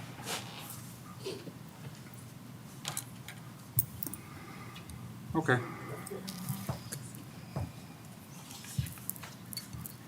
It's for teachers, okay. You have made those two, they're two separate motions then. So we'll keep them at that and handle them, obviously not together, because then you would make it together. Do I have a second for those motions? Second. Yeah, second. Yes. Mr. Easton, okay. I have a motion and a second for removing mask requirements for students and also removing mask requirements for teachers. Which would you like to take first? Students. Students, okay. So we have on the floor removing mask requirements for students. Any questions or comments? I have a procedural question. I'm not quite understanding Robert's Rules of Order here, but I would like to, there's a motion on the floor, so we probably have to deal with that first, but make a motion that to remove this item pending the higher court ruling, which should come, according to our attorney tonight, soon, and considering that the co-chair of the JCAR committee, Bill Cunningham, said we have an active court case on this matter, the outcome of which Well, would... you can't discuss it. You got to make the motion. Okay. Okay. The And clarity your motion- of that is to table Shannon's motion, table it until the higher court ruling. I second.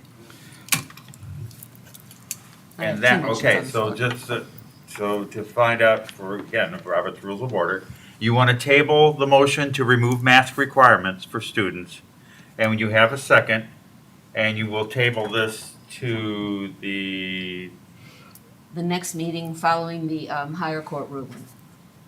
okay, the next meeting. Point of Okay. order, don't we still have to vote on that motion? Oh, no, we have to Not actually according to vote Robert's on Rules of whether Order. we're going to table it, because that comes first. Yes. Okay. Because if it's tabled, then the motion's tabled and removed. Yeah, we're not removing it, we're tabling it. And Okay, well, I have a motion and a second, and I did, because I don't have a Robert's Rule of Order for me, I don't know if there's discussion on the table. So I will allow discussion on tabling it. So if someone wants to make a comment on whether they would like to table it or not, I think that would be, Since I second the motion, I'll speak on it. Yeah. I don't want to go back and forth. That's my thing.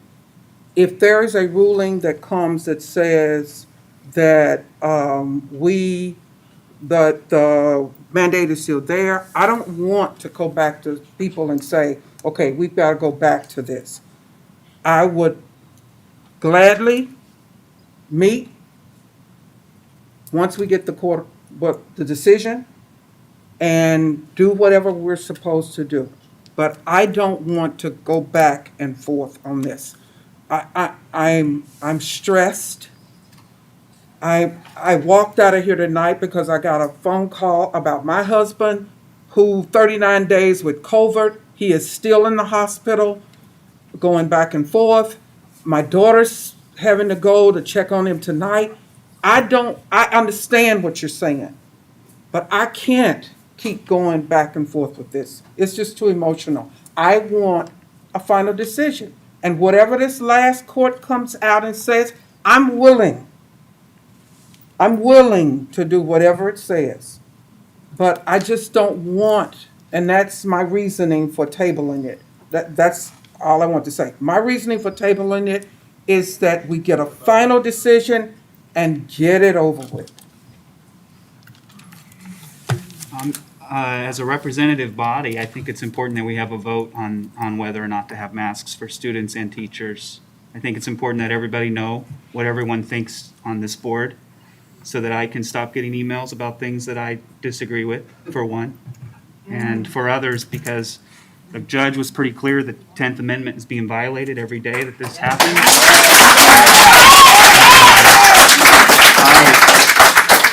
I reviewed my oath of office, and it was to the Constitution of the United States first. So that's all I want to say. Well done.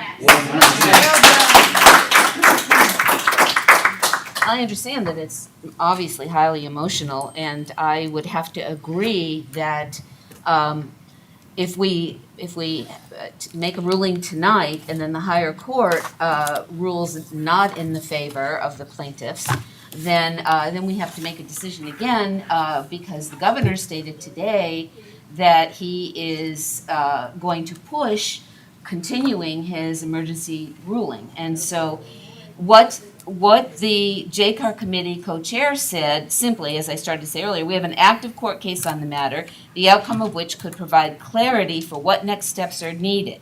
That's what we all want. We want clarity for which direction we're going. So acting now would be premature given the pending ruling. Our attorney told us today that ruling was expected tomorrow, but they've asked for more information, so maybe at the very least by next Tuesday. So the end is in sight. It's close. It's just premature to make a ruling that we may have to go back and change. Respectfully, Governor Pritzker has said the reason he's fighting this in court is because he wants to be able to put masks on people whenever a governor feels like it, which the court has already said 10th Amendment violation. So I think it's fair that we vote on whether or not we agree or not.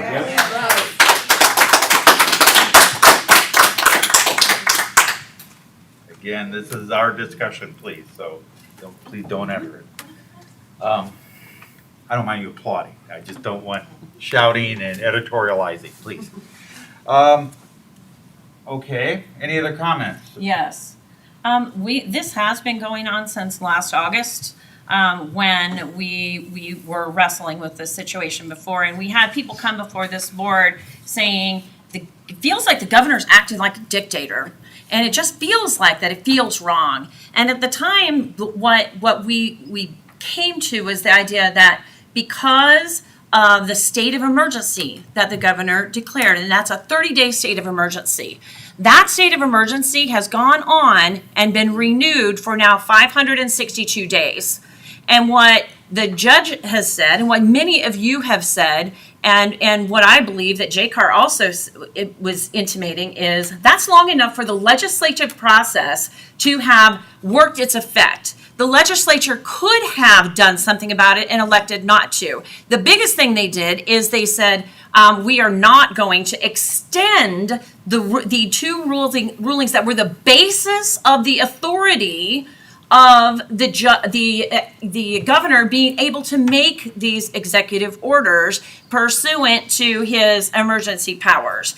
And then what the judge said in her order was that there were many, many things that led her to believe that the executive branch was trying to circumvent the judicial branch and circumvent the legislative branch. And the reason that's important to us is because what has happened, what got pulled away with both the judge and with JCAR was this idea that a mask, testing,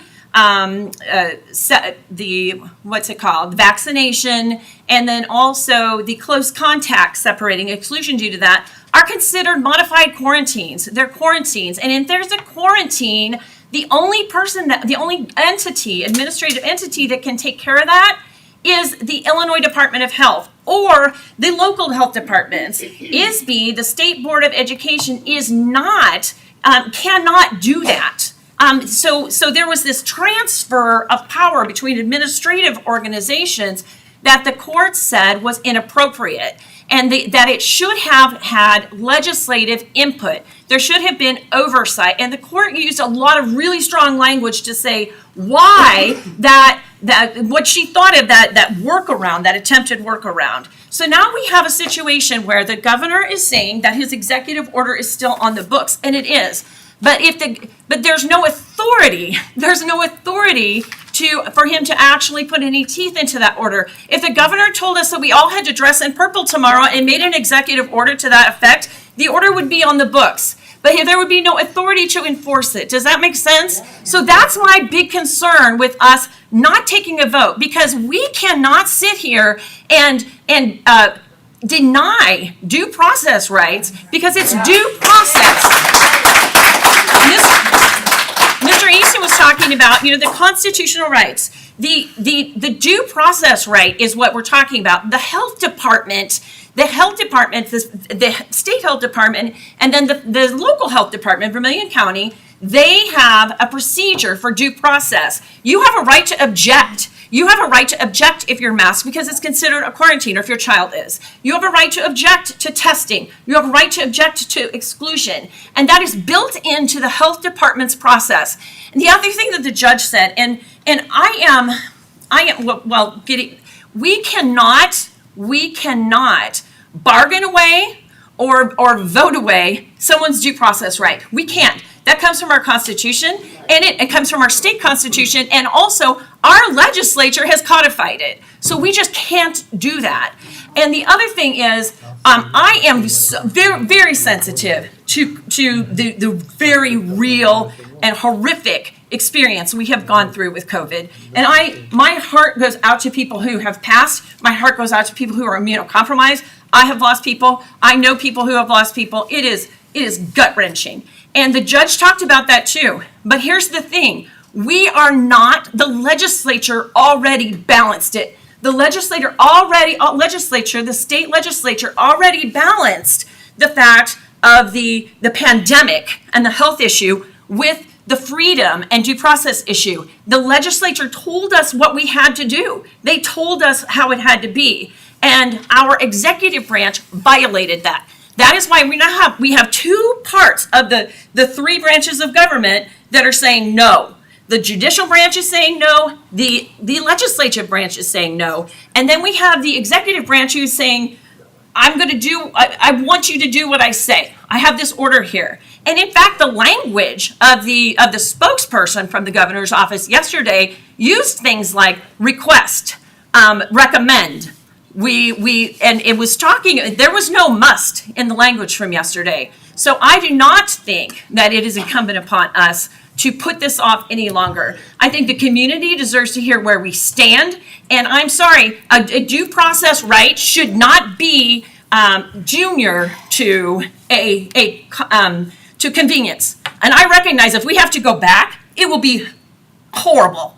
It would be horrible to go back and forth. And I absolutely agree with that. I totally agree with that.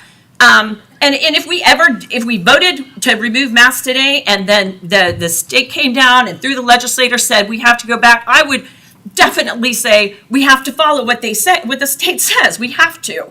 But we cannot, for the reason of convenience,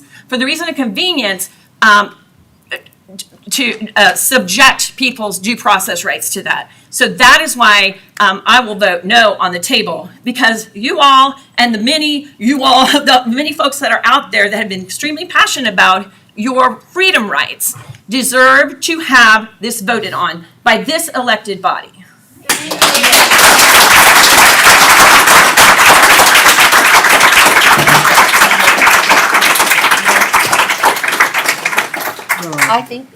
I think until I stop reading the headline in the newspaper about more cases of deaths,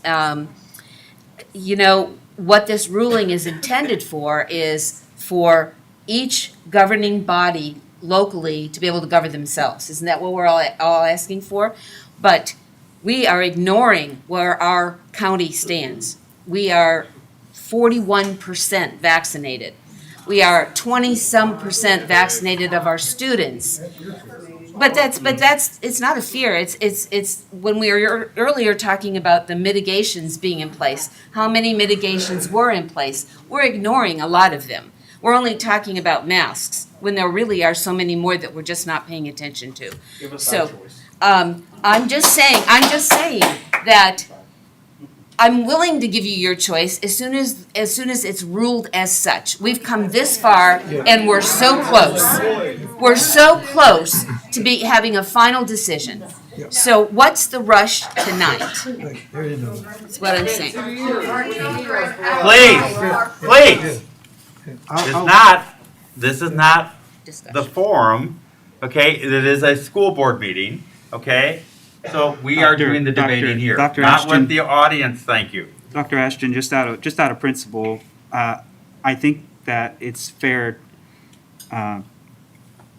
Holloran's opinion is fair, and I respect it, and I still think we should have a vote, because a vote is just as powerful. If you vote to table, you are voting to keep the masks. I think it's more important that we have a formal vote so that the people in the community know where we stand on this issue. This is a very important foundational principle on how you understand the law in this state and this country. So I think it's important that we have a I call for the order today. I call for the order today. Pastor? Robert's Rules of Order states when the order of the day is called, you must vote it up or down. There's no more discussion. Well, okay, so you're calling the question is what that is. Do you want to Yep. vote immediately? Yep, Okay, but voting immediately would require that there's no discussion. that's right. And then what we have to do is we will have, the motion is to, if we pass that motion, we will vote immediately. And the motion will be, let me just put everybody on the right table here, would be on tabling the motion. Correct. Okay, because that is the motion that is on the floor at the moment. Correct. The motion to table supersedes the original motion because it's an action item on that motion. Therefore, if he calls, and he called the question, which he's entitled to do, anybody at any time, can call the question, and it requires that we vote immediately without discussion. And if we vote to do that, then we must vote again without discussion on the tabling the motion, okay? So here we go. So now you know what's in place as we go forth here, because it has been set in motion by that motion. So I have a quick question. You may have a question. Yes. Point of order. Pastor Miller had been speaking before Elder Parks called the question. So do we hear him out first, or do we? They were speaking over each Actually, other. he should have waited till if you were done. Are you done? Were you done speaking? Let's move forward. Okay. Okay. And I'm sorry that I didn't. Yeah. You okay? Because you should have waited till you were done. Okay? Without objection, then we will have a roll call vote, and you are voting now on whether to vote immediately. If you deny this motion, you can still carry on with discussion and go right back to the talking about the tabling the motion. Okay? So that's what we're having. The vote is on the table. On the table. The vote is on to vote immediately whether if we're going to vote on tabling the motion. So all this vote is do you want to vote immediately about tabling? And if you, again, I'll explain it. If you pass that vote, then we will have another vote on tabling the motion.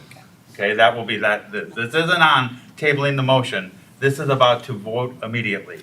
If you don't vote immediately, then we will carry on with discussion about tabling the motion. Everybody got that? No, if the motion is to table table the vote, and that supersedes the other motion, then the vote is on whether or not to table. No, because he made a motion, which supersedes the tabling motion.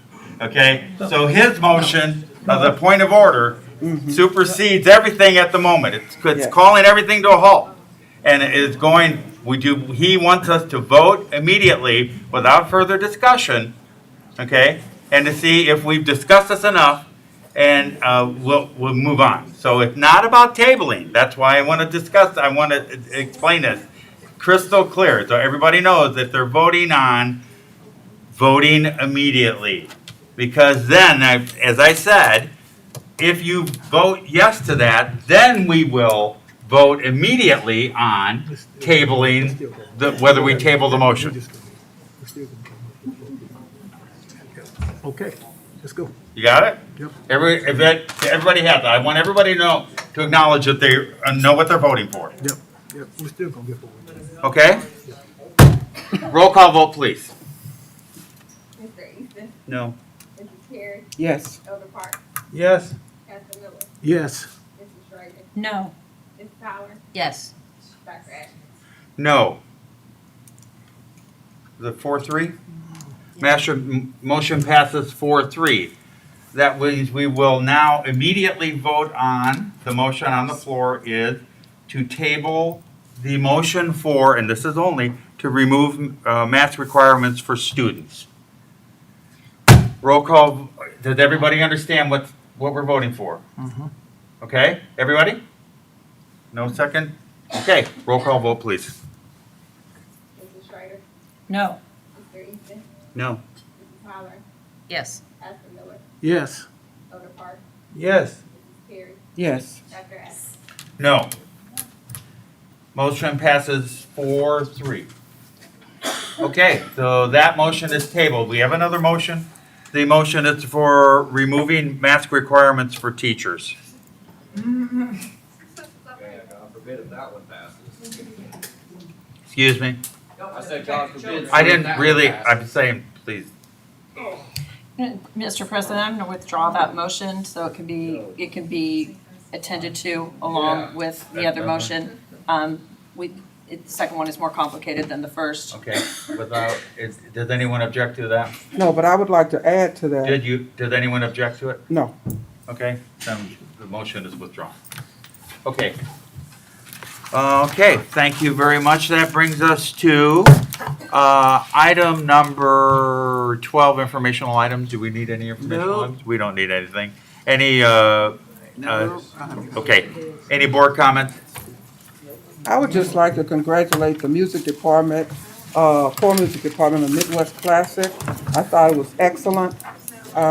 We were represented well. I would only like to say that we would like to see more parents volunteer.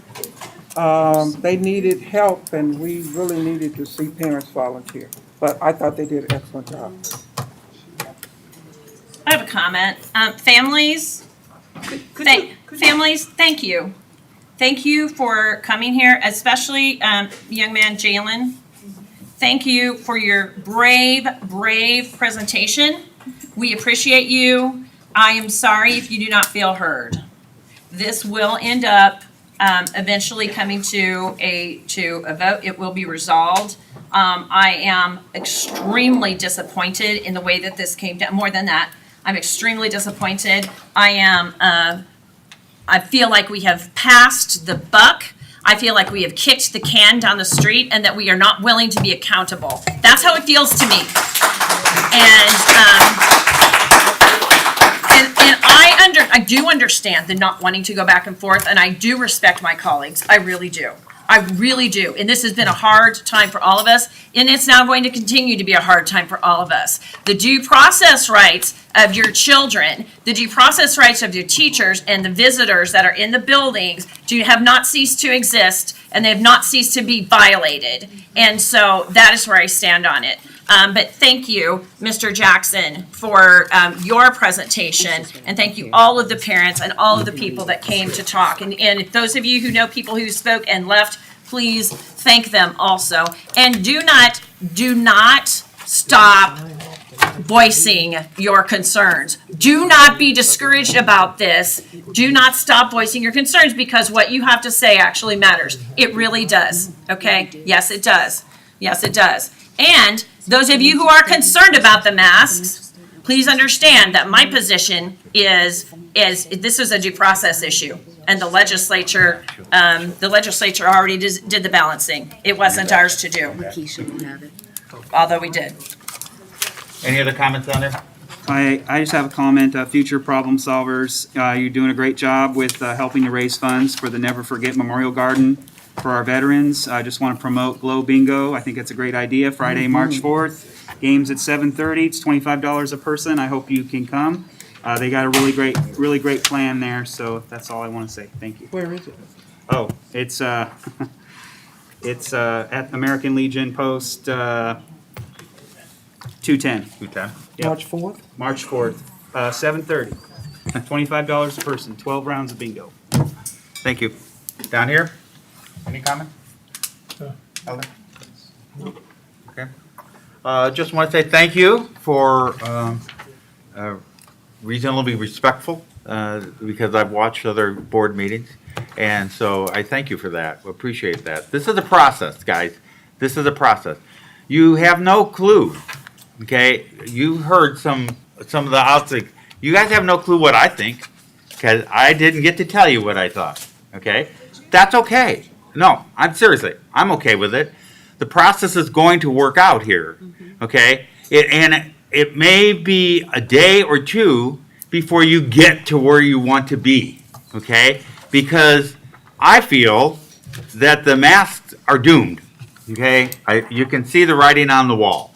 But that's only, sorry folks, it's only my feeling, and my feeling doesn't mean that much to the governor of our state. Okay, you know that, okay? And I'm not pandering to this crowd.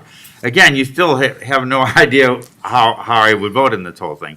But I personally feel that the masks are numbered. But hold on, there's a lot of implications for a 5,000 plus student district that we have to take care of. That if we voted one way this evening, we'd have to really scurry really fast to take care of all the implications of what that would be. Now we have a little bit of time to prepare, okay? A little bit of time. So bear with the process. It's a process. It works. It really works. It doesn't always work to the way I like it. And this evening, maybe some of you didn't like that process, but it is, and there's a reason why it is in place. So thank you for participating in it. We certainly do appreciate that. And we read all the things, and we listen to everybody. We really do. And the voices are being heard. But bear in mind, there are voices on both sides. So there's a two-way street. So thank you very much for that.